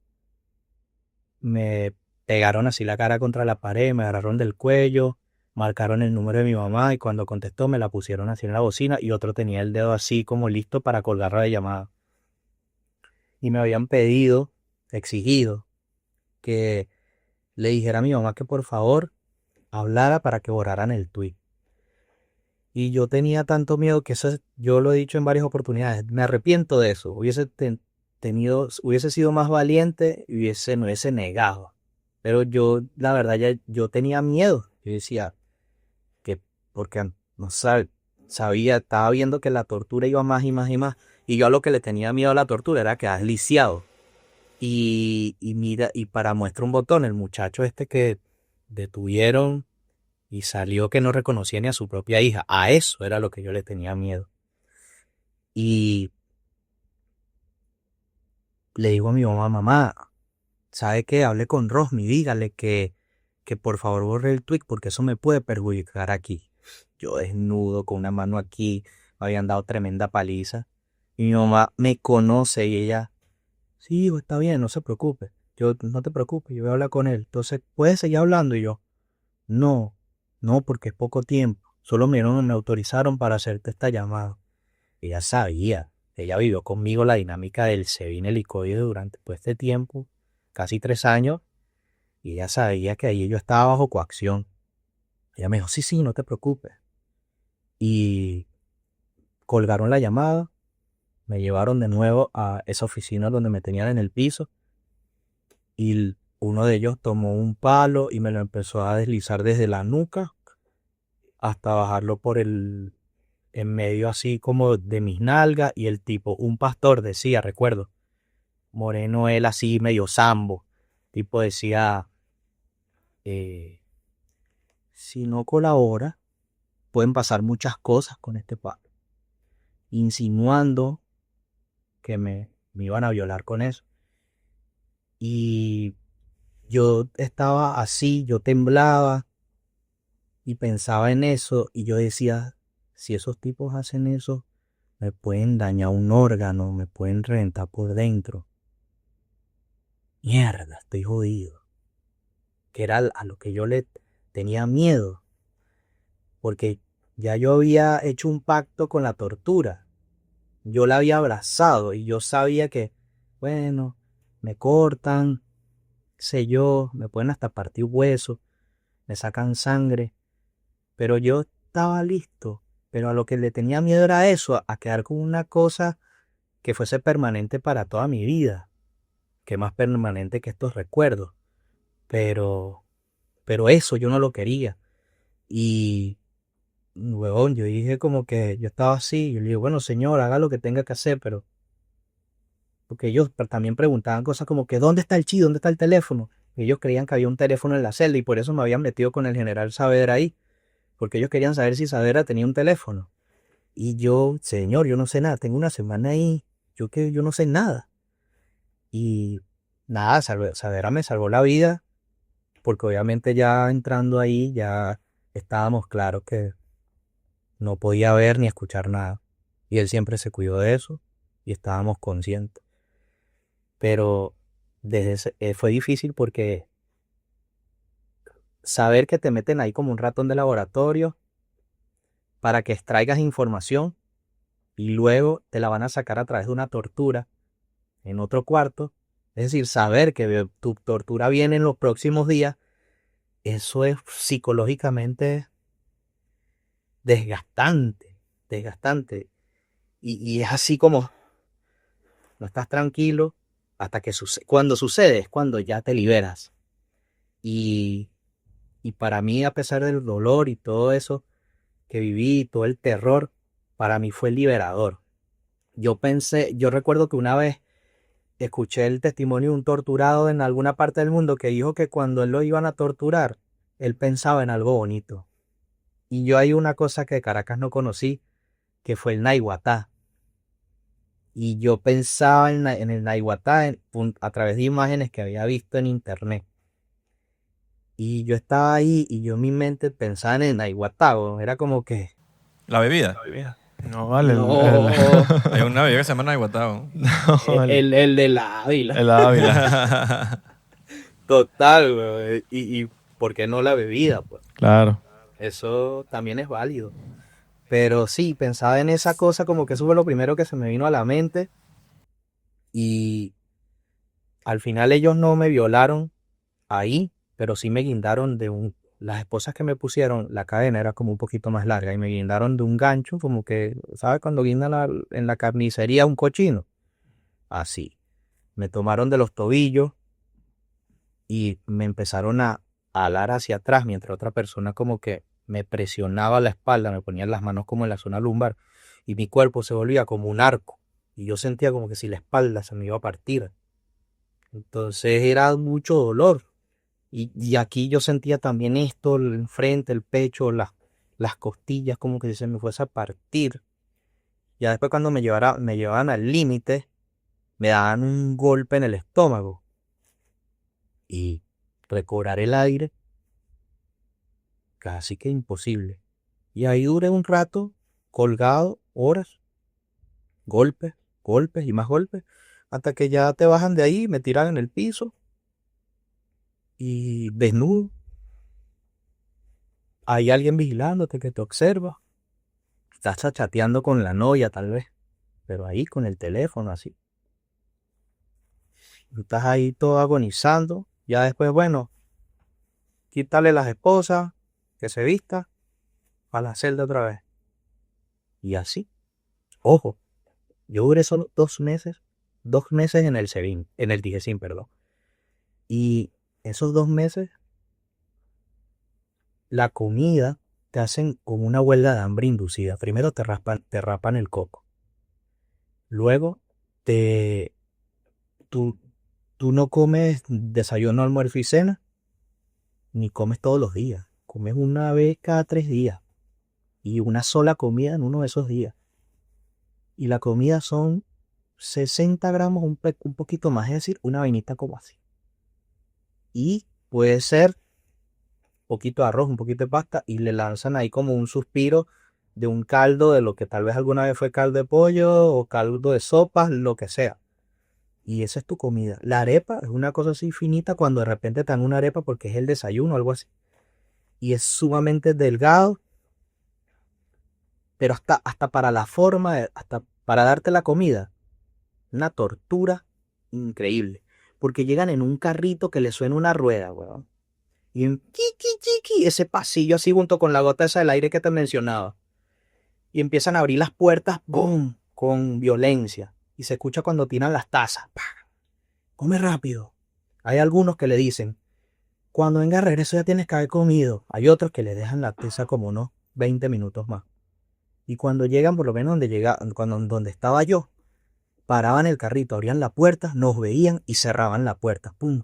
Y ya tú sabías que no te tocaba comida. Pero igual te torturaban con la idea de que ahí viene la comida. Y llegan ahí, tú te la van a dar. Y tú, y de repente, no. Mierda, otro día sin comer. Y cuando daban la comida, recuerdo que en una de esas comidas había como un huesito de pollo. Yo agarré ese hueso de pollo y lo guardé. Y ese era mi cepillo de dientes. Yo con ese hueso de pollo me limpiaba los dientes porque ya tenía ahí 30 días que no sabía lo que era enjuagarme la boca, lavarme las manos, lavarme la cara. De hecho, cuando ellos ya abrían la puerta de la celda, era tan pestilenta la cosa que ellos se tapaban la nariz y hacían como que ¡af! Y tiraban la comida cuando la tiraban. Un día tiraron una arepa fría, así en el piso. Y recuerdo que con el huesito del pollo, yo empecé a abrir la arepa lo más que pude. Y la abrí y le raspé toda la harina lo más que pude. Y junté como una montañita de harina. Y ojo, esto caía en el piso. Y yo como la recogí y la escondí debajo de la cama de cemento. Una concha de la arepa también la escondí debajo de la cama de cemento. Y la otra concha de la arepa, yo me la comía así como un niño cuando le gusta mucho el dulce y no quiere que nunca se acabe. Así me comí yo esa concha de esa arepa, así. Como para decirle a mi mente, como que estoy comiendo rico, necesito llenarme. Y ahí, yo duré como un día con esa concha de arepa hasta que me la comí. Y así fue el mismo proceso, con la harina y con la otra concha de arepa que quedó ahí, bro. También me obligaron a comer. Me dijeron, ¿tienes hambre? Y yo cometí el error de decir que sí. Entonces destaparon la comida, lo que era arroz, y la taza la sacudieron en el piso. Y yo estaba un piso subterráneo, bajo tierra, en ese calabozo, en un calabozo con candado de puerta, una ventanita nada más, y encima de eso posado con las manos atrás. Cuando ellos de repente iban así como, ay, hoy me dieron ganas de esposarte, vamos a esposarlo. Y yo estaba ahí sobrepreso. Y me pusieron a comerme esos granos de arroz del propio piso que estaba ahí. Y yo comía y ellos me decían, Pave, abre la boca para ver si estás comiendo. Y obvio, yo abría la boca y mi boca toda sucia, el piso de uno mismo, pelo, polvo. Y lo hacen para quebrarte, para denigrarte. Savera me lo decía. Decía, mira, Leal, una cosa te voy a decir. Estos tipos pueden hacer lo que sea con tu cuerpo.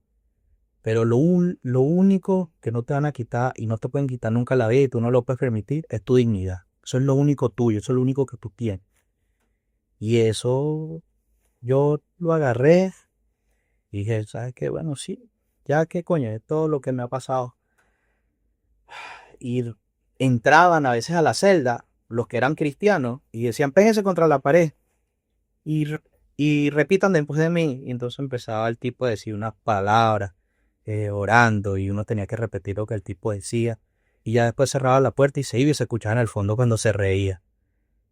Yo decía, esta gente de verdad que hace bien su trabajo cuando de tortura se trata. Hasta que un día llegó Rodríguez, digo Rodríguez porque ese era el apellido, Saúl Méndez también, eran como que nuestros carceleros personales. A Saúl Méndez le decíamos la furia y a él no le gusta eso. Porque él llegaba todo energúmeno a la celda, pegaba gritos, nos daba golpe y luego se iba. Como que se hubiese perdido en Miss Venezuela, algo así. Este tipo que vale, está loco. Pero bueno. Y un día lo veo en el programa de Diosdado Cabello, así levantando la mano y firme. Yo, míralos donde están aquí, todos. No, este Rodríguez, que Diosdado Cabello presentó en su programa hace un tiempo, llega al calabozo con unas esposas y me dice, mira, ponte estas esposas. Y yo, pues me ponga yo las esposas. Está loco. Pero él como que andaba en otra. Párate. Y me paro. Me pone las esposas y hace. Y yo estaba pestilento. Y tipo me mandó a bañar. Antes de. Me bañé. Y no, como que no quedé bien bañado porque paso me daban 20 segundos, 10 segundos por bañarme. Me dijo, vuélvete a meter el baño otra vez y vuélvete a bañar rápido. Y con las esposas puestas hacia adelante. Y así me tuve que bañar y eso. Luego vestirme, ponerme la ropa así todo mojado, que era una franela blanca y un mono azul. Y vas a visita. Entonces cuando iba saliendo así a la visita, estaba como todavía medio mojado. Recuerdo que había un trapo ahí y el tipo vio que tenía la cara como medio mojada y él mismo me puso así me secó la cara. Y luego me quita las esposas y me saca hacia a la visita y veo a mi mamá. Y yo no tuve que decirle a mi mamá, me están torturando. O sea, mi mamá lo sabía. Por el Nixon que ella vio preso en el Sevin helicoide, al Nixon que estaba viendo en el Dijesín. O sea, lo que quedaba era la sombra. Y mi iPhone de mi mamá me dijo, yo lo primero que le dije a ella, mamá, necesito información, ¿qué está sucediendo en la calle? Y ella me dice, bueno, primero, Tarek El Aissami, el vicepresidente, te sacó en cadena nacional diciendo que eras líder de una célula insurgente armada. Y yo, coño, estoy metido. ¿Qué más? Bueno, hay protestas, esto y lo otro. La fiscal Luis Ortega ya se volteó. No sé. Verga, sí, ok. No, mataron a un niño en las protestas. ¿Cómo se llamaba? Neomar Lander. Estaba Neomar. Había escuchado de eso. O sea, y todo eso me lo vi ahí en esa primera visita. Y mi mamá trajo mucha comida. Pero yo venía de pasar mucha hambre y ese estómago lo tenía reducido. Y yo recuerdo que le dije, no puedo comerme toda esa comida porque eso me puede jugar en contra. Pues vamos a hacer algo. Me voy a comer unas 2 cucharadas de cada cosa que comí, que me trajiste.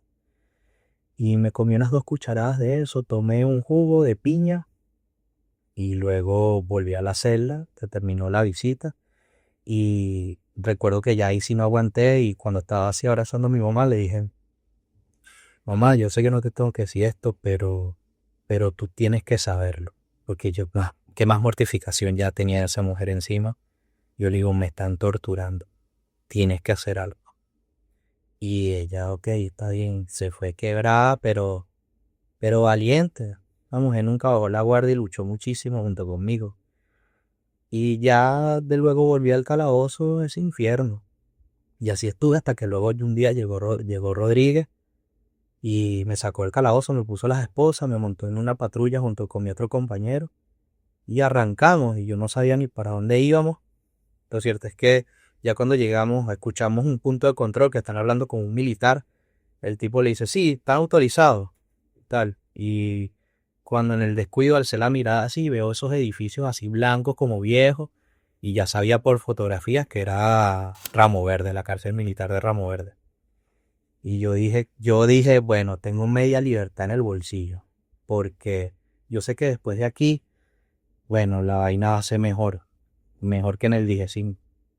Y efectivamente, ahí duré unos 2 meses. Ahí viví el proceso de lo que fue la toma del cuartel Paramacay por parte del capitán Caguaripano. Llegó un montón de gente presa que habían torturado después que él hizo esa toma. Varios dirigentes políticos que habían ahí, pero en otros calabozos. Ahí conocí al teniente Ojeda, el que mataron en Chile. Y también conocí al otro militar que en la fuga junto con él lo mataron. Y bueno, después saber esa noticia de Ojeda como lo mataron en Chile, eso no, eran cosas que nosotros en la lucha prevenimos. Pues nosotros sabíamos que a pesar de así saliéramos del país, no podíamos bajar la guardia porque estos tipos son criminales y tienen tentáculos en todas partes. Y siempre nos cuidábamos por eso. Por eso que yo elegí Estados Unidos, porque relativamente para mí era, a mi criterio, seguro. Entonces, por eso nunca acepté quedar como exiliado en un país de Latinoamérica. Ni siquiera a España le tengo confianza. Entonces, ver lo que le pasó a él, recordarlo a él cuando estábamos juntos, o sea, él estaba como en un calabozo cerca y yo pegaba bien la cara de la reja, podía verlo él ahí como con la mirada así pensando, entrenaba muchísimo y a veces llegaba un militar ahí y le decía, ¿por qué ustedes andan entrenando tanto? ¿Qué andan haciendo? Y yo, no, mi capitán, es porque nosotros no tenemos que estar activos físicamente para no enfermarnos. Y resulta que era porque estaban planeando su fuga. Y yo, bueno, lo lograron y yo lo admiro mucho, un tipo valiente y no se muere quien no se olvida. Como dicen ellos, los comandos nunca mueren. Nixon, llegaste a sentir, encontrarte en algún momento específico que pensaste que te iba a morir, que te ibas a morir? Sí, claro que sí, muchas veces y me daba miedo, yo sentía que me iba a morir, por lo menos en esos momentos cuando me desmayaba en la tortura. También, ¿sabes cuándo pensé que me iba a morir? En el 2014 cuando le estallaron las protestas del 12 de febrero. Ese día yo conocí a Basilda Costa, pero él no era mi amigo ni nada de eso. Estaba ahí, pero él sí era amigo de una amiga. Y estábamos ahí en la tiradera de piedras y la cosa y protestando contra los colectivos, el SEBIN, que nos estaban disparando. Imagínate, balas contra piedras, balas contra botellas. Esa protesta fue tan improvisada que no nos dio tiempo ni a hacer una molotov. Y ahí estábamos todos. Recuerdo que hubo un momento que tuvimos la lectura de que ellos se les habían acabado, estaban cargando. Imagínate, y esos peines de balas y aún así se nos los habían vaciado y volvían a cargar y seguían disparando. Y cuando notamos que hubo un tiempo como donde no dispararon, todos estilo así, corazón valiente, ahora corre para encima y logramos agarrarle una moto. Estaba Douglas Morillo, por cierto. La foto esa famosa del chamo que salta por encima así de unos escudos de la policía. Y él logra agarrar la moto y los tipos le empiezan a disparar, pero no le dan. Él se queda ahí, yo estoy pegado a una Santa María y le digo a Douglas, no te muevas, huevón. Y el bicho, no, marico, no. Quédate ahí, espérate. Yo te digo cuándo vas a correr. Y el tipo, dale, porque no estoy viendo. Él ya estaba como de espalda, su marca listo fuera para salir corriendo. Y habían otros muchachos pegados al otro lado de la calle también, esperando el momento para salir corriendo. Ahí estaba vacío. Y cuando ellos salen corriendo, sale uno de los tipos y les empieza a disparar. Y cuando yo veo que él hace así y cae de cara, ahí se nos olvidó que estaban disparando. Todos fuimos a auxiliarlo. Y yo tengo fotografías en donde me veo ayudando a cargarlo. Yo recuerdo que por un segundo tratando de ayudarlo a cargarlo, eran tantas las personas que yo no hice nada. Todos lo agarraron, yo no hice nada, pero cuando lo alcanzo así a tocar, que lo agarró por el cuello, yo sentí las manos babosas de algo que había ahí, claro, lo que estaba saliendo de su cabeza. Y se lo llevaron. Cuando se lo lleva, la juventud enardecida, la gente quería quemarlo todo. Y ahí en ese momento ellos respondieron con más vehemencia. Eran más balas. Y pegaban de los postes de los semáforos, a veces de la Santa María, se escuchaba el cemento, cuando tú sentías como, a veces como cemento, pedacitos de cemento que te brotaban así cerca. Tú sabías que eran balas y yo como que en ese momento era, mierda, aquí me pueden matar, me pueden meter un balazo en la cabeza también. Y ahí fue donde yo pensé en mi muerte la primera vez. Y la segunda, ahí mismo, unas horas antes, estamos en Chacao también conteniendo a la Guardia del Pueblo. Y adivina qué, viene una moto de un Guardia Nacional del Pueblo con un tipo detrás de civil y nos cae por una transversal de Chacao y empieza a dispararnos. Todos nos escondimos como pudimos detrás de los kioscos en Chacao a la altura de la cancha, recuerdo, cerca de San Ignacio. Y hubo uno que no se pudo escapar y cayó en el piso así en seco, ni corrió. Robert Redman. Caminé al lado de él y lo vi y había un hilo de sangre espesa que le salía de la cabeza. Y por un lado tenía como un chichón, como que si la bala hubiese entrado pero no hubiese salido. Y yo no sabía que él se llamaba Robert Redman. Eso fue el 12 de febrero de 2014, el Día de la Juventud Venezolana. Y nadie me lo contó, yo estuve ahí al igual que mucha gente. Y ese fue, como quien dice, el otro momento en donde pensé que yo podía perder la vida. Y después, imagínate, 2014, a pesar de que abordé las protestas del 2017, yo no sentía, no pensaba en que podía perder la vida. Y cuántas veces inconscientemente o conscientemente no la arriesgué, al igual que muchos jóvenes venezolanos. Pero aún así lo hice, pero no lo pensaba hasta que estaba en el Dijesín, en Boleíta, siendo torturado, cuando quise ahorcarme y también cuando me desmayaba por el tema del gas, del insecticida. Yo decía, me voy a morir, Dios mío, me voy a morir aquí. Fueron esos lapsos de tiempo en donde yo dije como que, mierda, también cuando me amenazaban que me iban a violar, si me violan, me dañan órganos adentro, y una infección y me muero reventado, porque ya habían registros de eso, personas que habían muerto en tortura. Y bueno, una de las recientes fue el capitán, creo que Acosta Arévalo.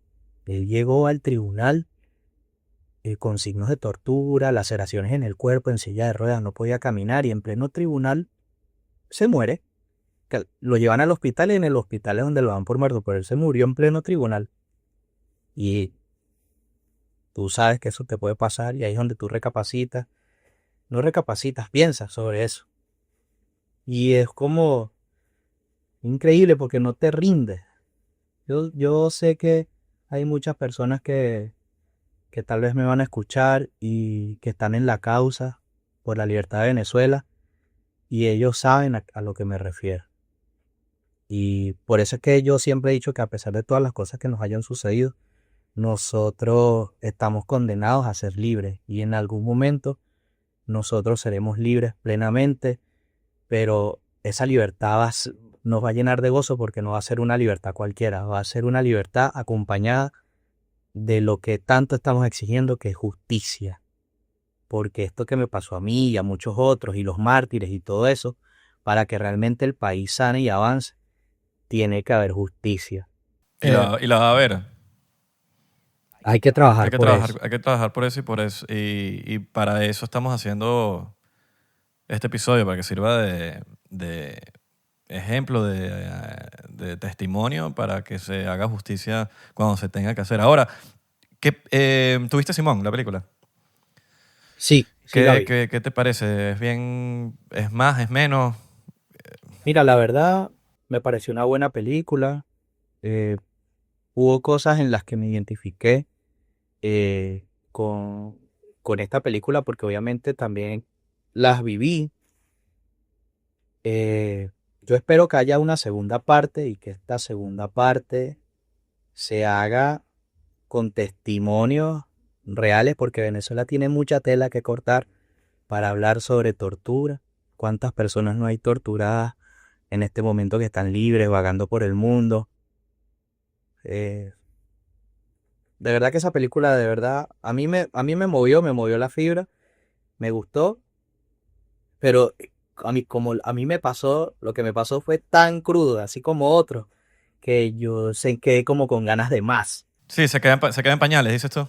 Sí, yo digo como que, bro, esto le falta. Claro, obviamente hay cosas que tal vez no se pueden contar ahí, pero digo, no, esto hay que hacerle más. Tú tienes que tener una segunda, una tercera parte, porque es que aquí cuentos para tirar para arriba con respecto con lo que pasó.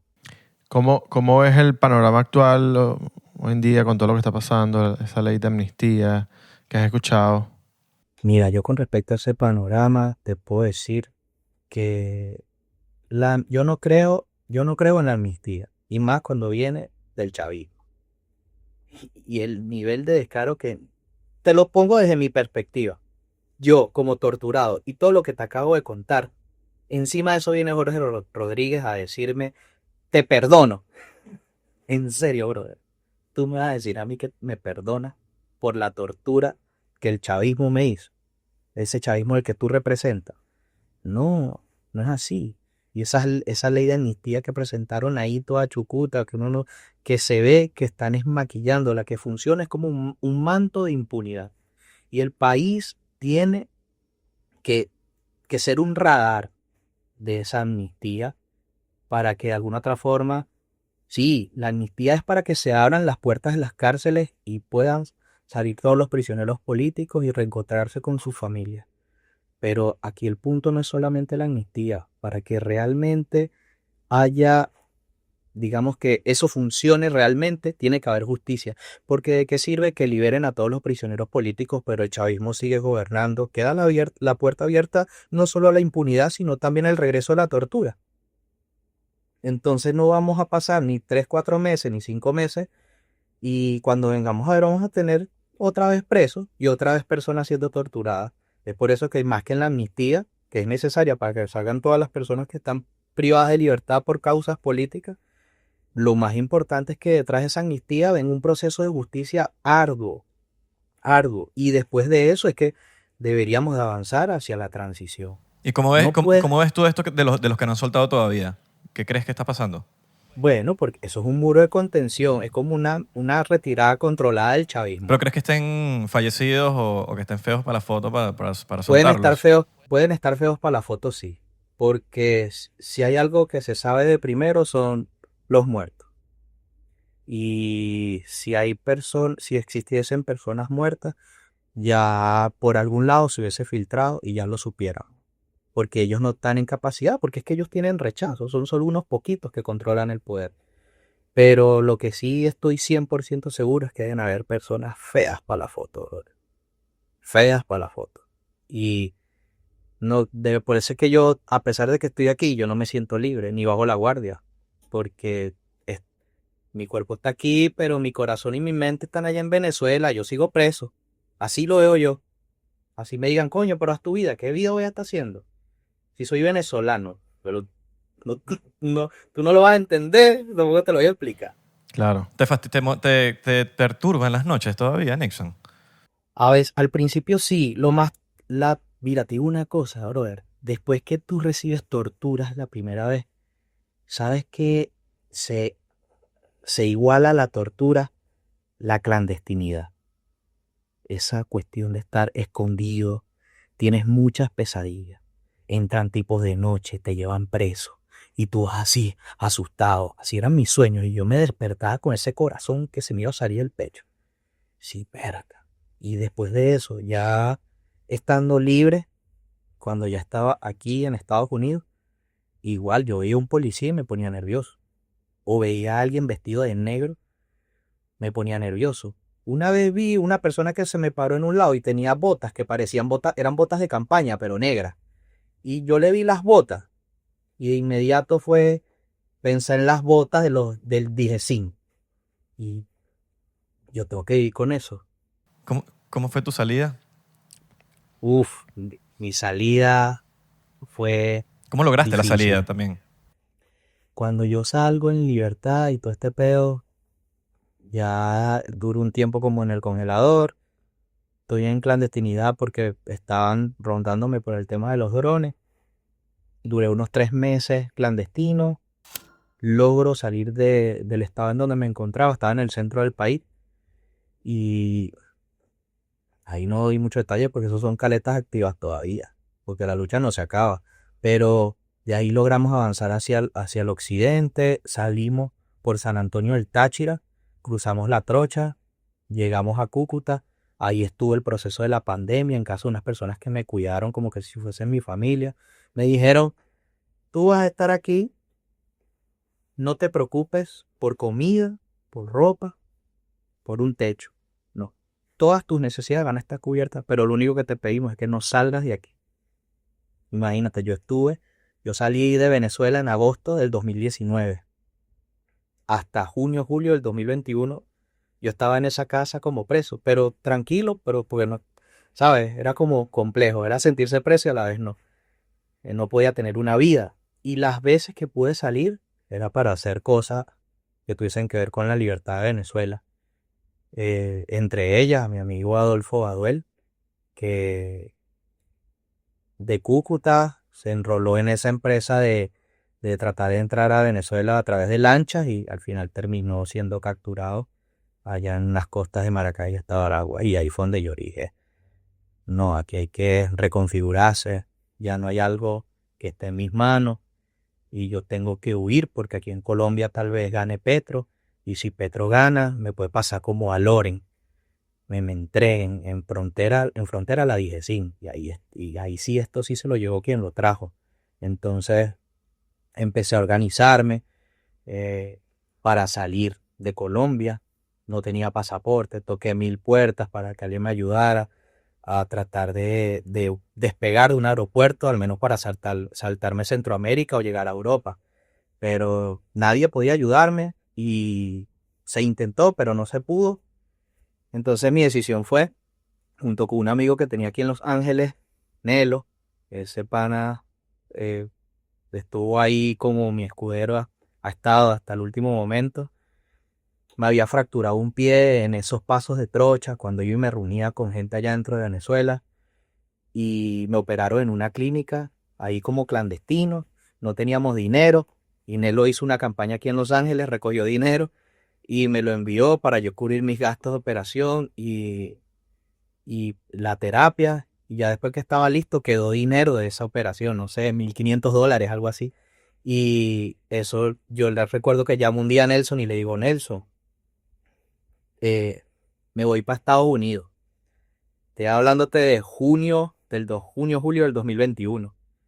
Y él me dice, ya estábamos saliendo de la pandemia. Dice, qué bueno, conseguiste pasaje, pasaporte. Porque yo no tenía ni la cédula. Y yo le dije, no, nada de eso. Me voy por la selva. ¿Qué selva, brother? Una que se llama el Darién, la vi en internet, ya tengo un mes investigando. Por ahí se meten los africanos y asiáticos y los cubanos. ¿Cómo así? ¿De qué estás hablando? ¿Estás loco? Y recuerdo que le dije, no te estoy llamando para que me digas que estoy loco. Yo te estoy diciendo esto porque ya es una decisión tomada. Y así fue. Me organicé viendo internet, cómo sobrevives en la selva, qué hacer si te pierdes, mil cosas. Y aprendí muchísimas cosas. Y yo dije, bueno, ahora sí es el momento. Le dije a un pana que estaba aquí en Estados Unidos, bro, ya es el momento, me voy. ¿Le avisaste a tu familia? No, a mi mamá no le puedo decir. O sea, esa señora le echaba demasiadas vainas. Pero entonces sí tengo un hermano que él está exiliado en Holanda porque a él lo detuvieron, me visitaba en el SEBIN cuando estaba preso y él fue militar, entonces dijeron que él era como mi paloma mensajera.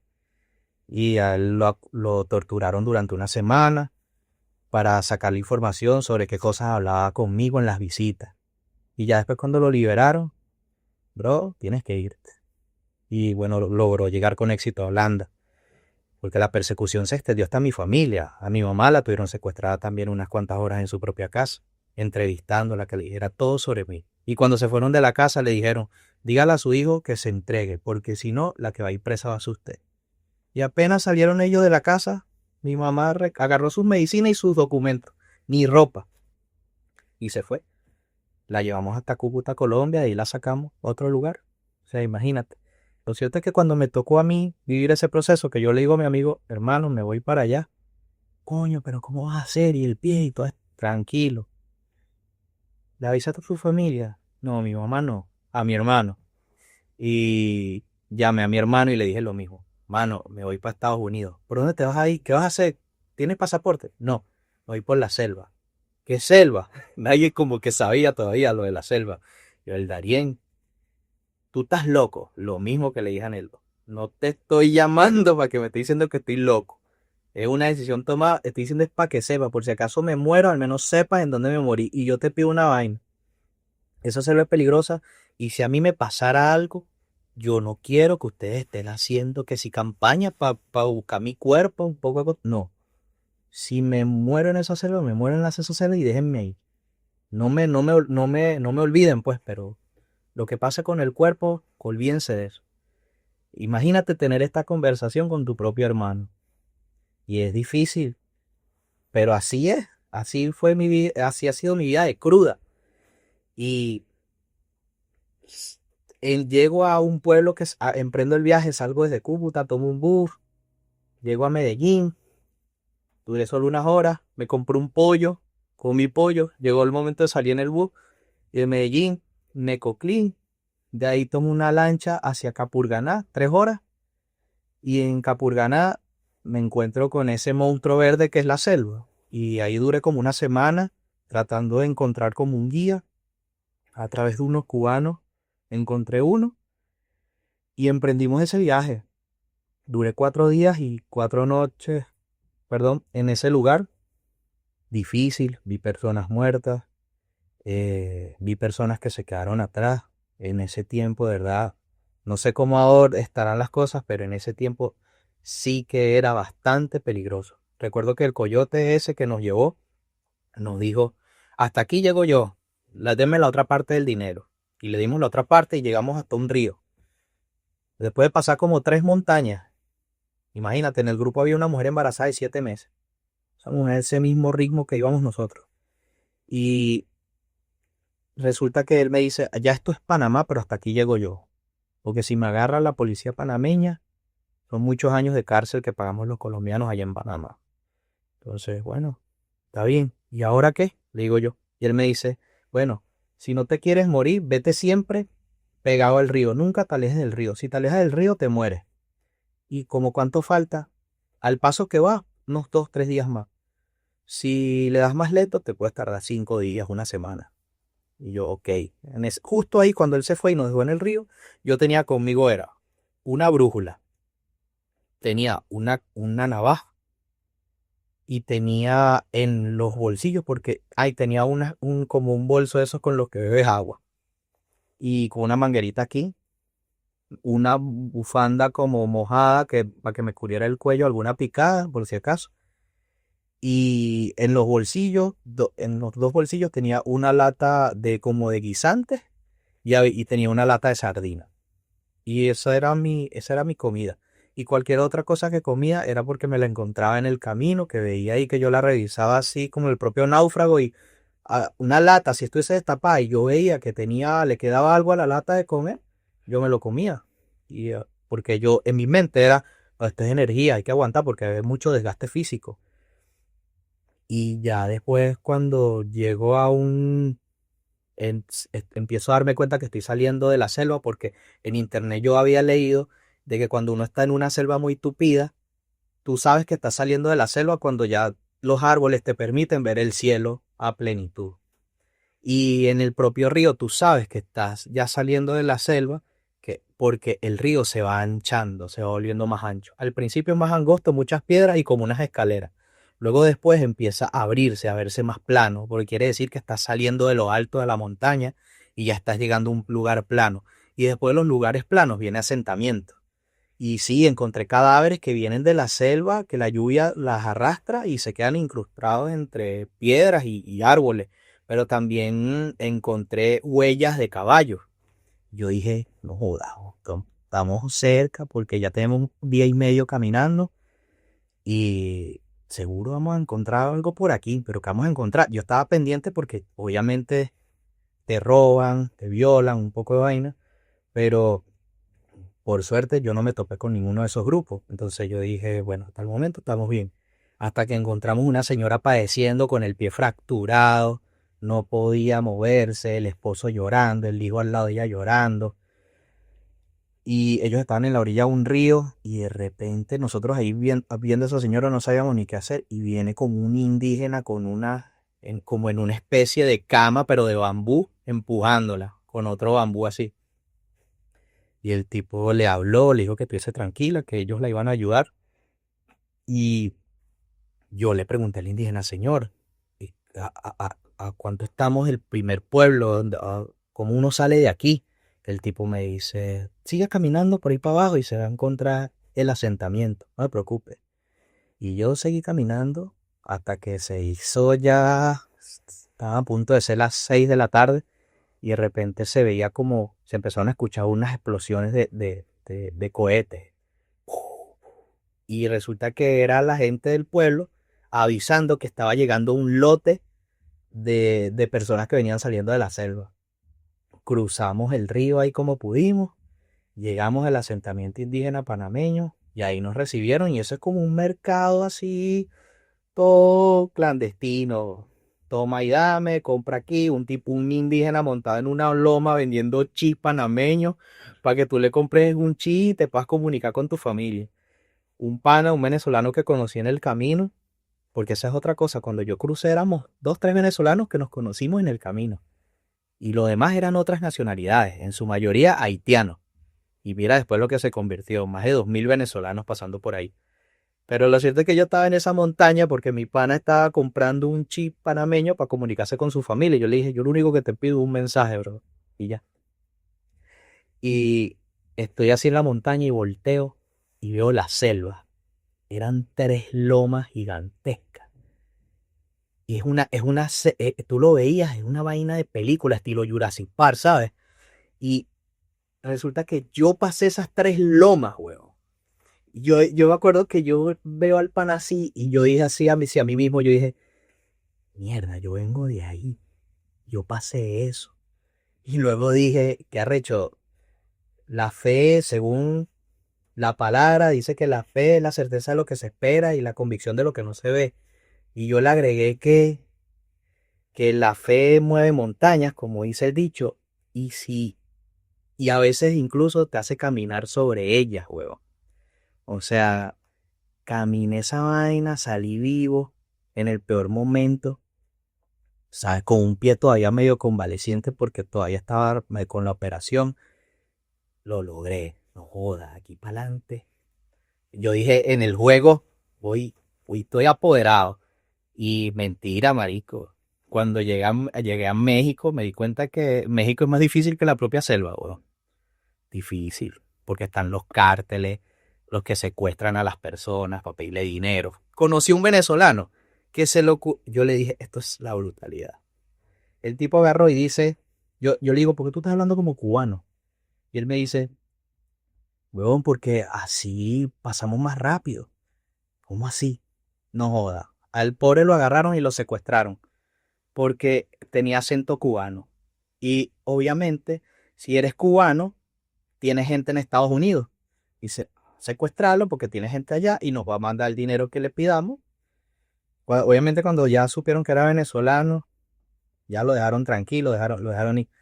Pero dije, tú estás loco, ¿cómo vas a decir eso? No pensaste. Yo al cambio, ¿sabes cómo pasé Guatemala? Los policías te fastidian mucho. ¿Dónde estás? Papeles, no tienes papeles, dame plata, no tienes papeles, dame plata. Y yo recuerdo que yo tenía para pagar un pasaje, un taxi o un bus de un lugar a otro a la ciudad fronteriza. Y yo no lo hice. Yo agarré y me fui caminando. Eran como más de 30 kilómetros, yo no sé. Y en el camino había matas de mango.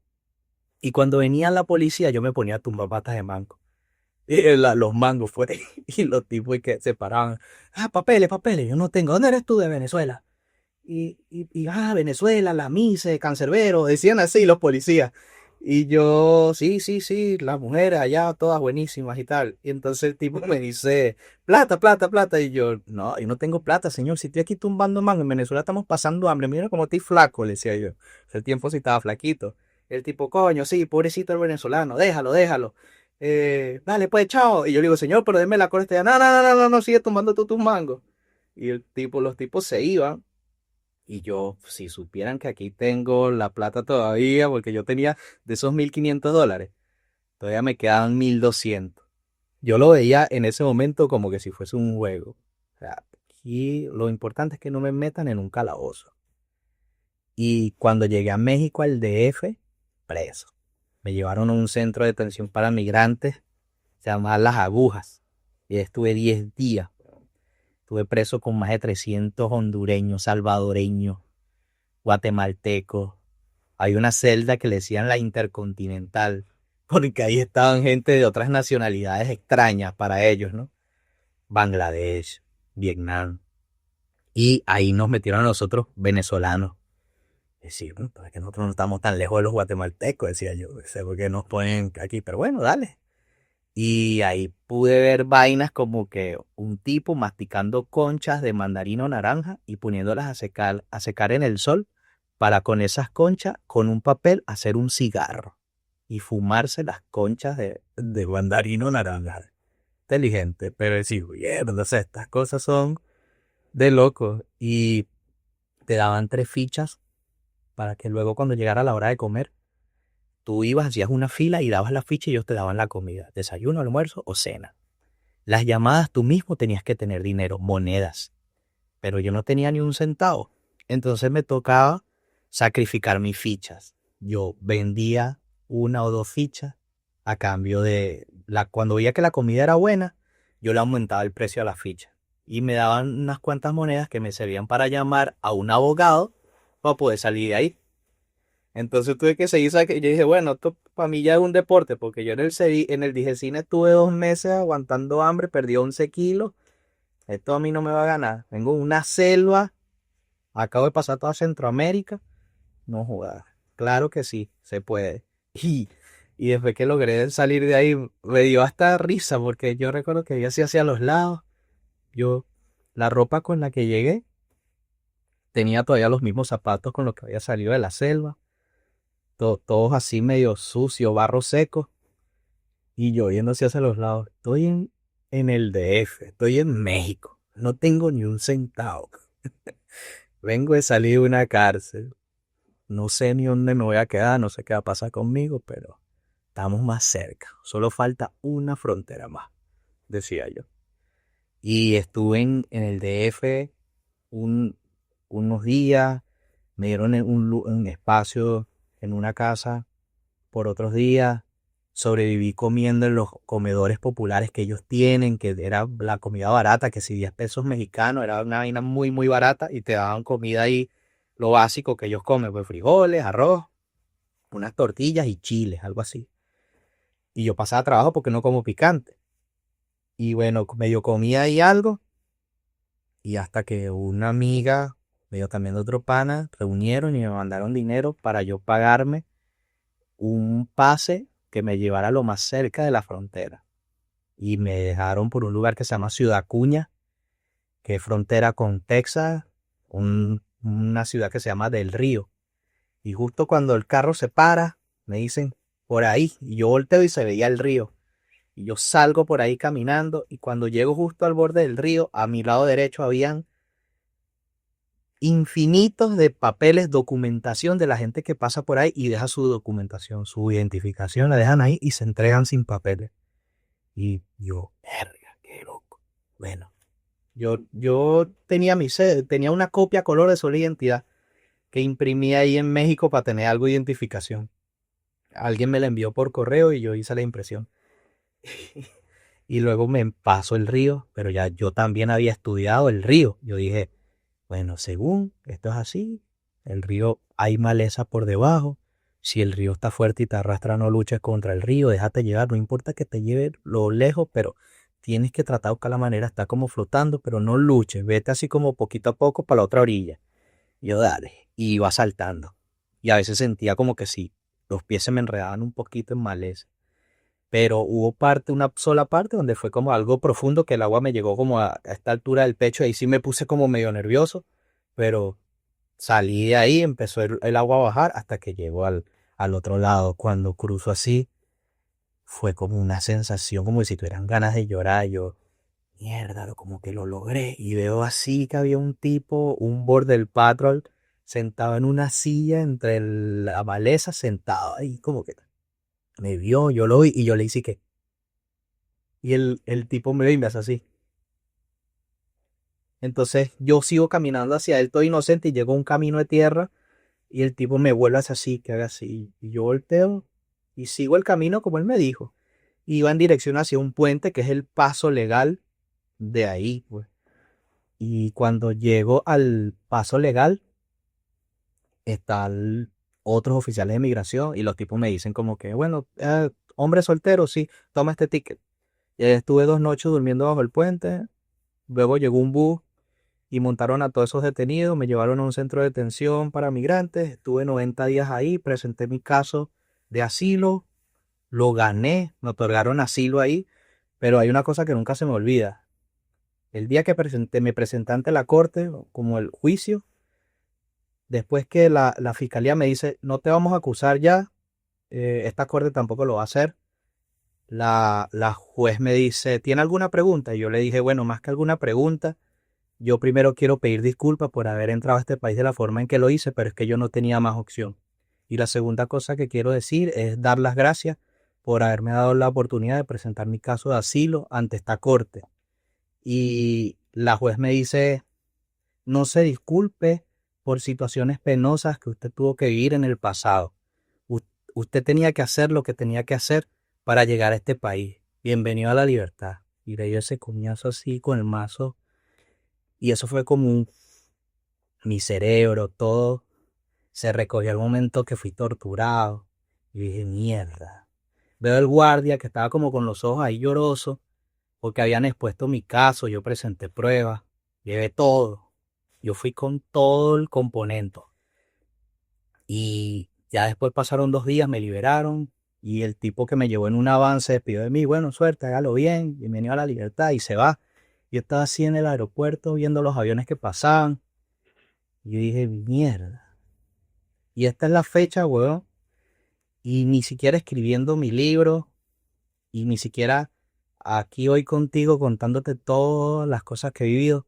Todavía no me alcanza el tiempo para asimilar todo lo que he pasado. Y no va a pasar por vano, Nixon. Quiero que sepas que nosotros los venezolanos estamos muy agradecidos contigo y con todos los muchachos que han peleado y gracias a ustedes es que se ha ido logrando también lo que se está logrando hoy en día. A veces vemos lo que sucede y nada más vemos lo que pasó el 3 de enero, pero eso es una batalla que lleva tanto tiempo peleando, batallando, no dejándose joder. Y ustedes son los verdaderos héroes de todo esto, al igual que los venezolanos que no se han dejado joder, para decirlo coloquialmente. Claro que sí, por supuesto. Así que, bueno, gracias por contar tu historia, Nixon. De verdad, pana gracias. Trate de hacerlo lo más resumido posible. No, yo sé que estos podemos estar aquí Segunda parte, tercera parte, cuarta parte. días aquí que podemos estar escuchando eso y no solamente, mira, esta es tu historia. ¿Cuántas historias Sí, hay de cada torturado político? totalmente. Sí, muchísimo, muchísimo. Y bueno, y que sirva este episodio también para exigir al régimen que termine de soltar los presos políticos que no han salido. Estamos pendientes y vamos, que no más, y no vamos más. a seguir peleando hasta que se haga justicia. Exacto. Y eso es lo que yo les recomiendo a ellos, pues, que están viendo esto. Tienen que dejarse llevar por la justicia, porque si no, no va a haber paz en el país. Ujú. No va a haber. Es así, Nixon. Gracias, Gracias. por venir. Y bueno, nos vemos en la próxima, muchachos. Claro que sí. Vía Venezuela Libre. Y Viva Venezuela Libre. Nos vemos pronto por allá. Bye, bye. Amén.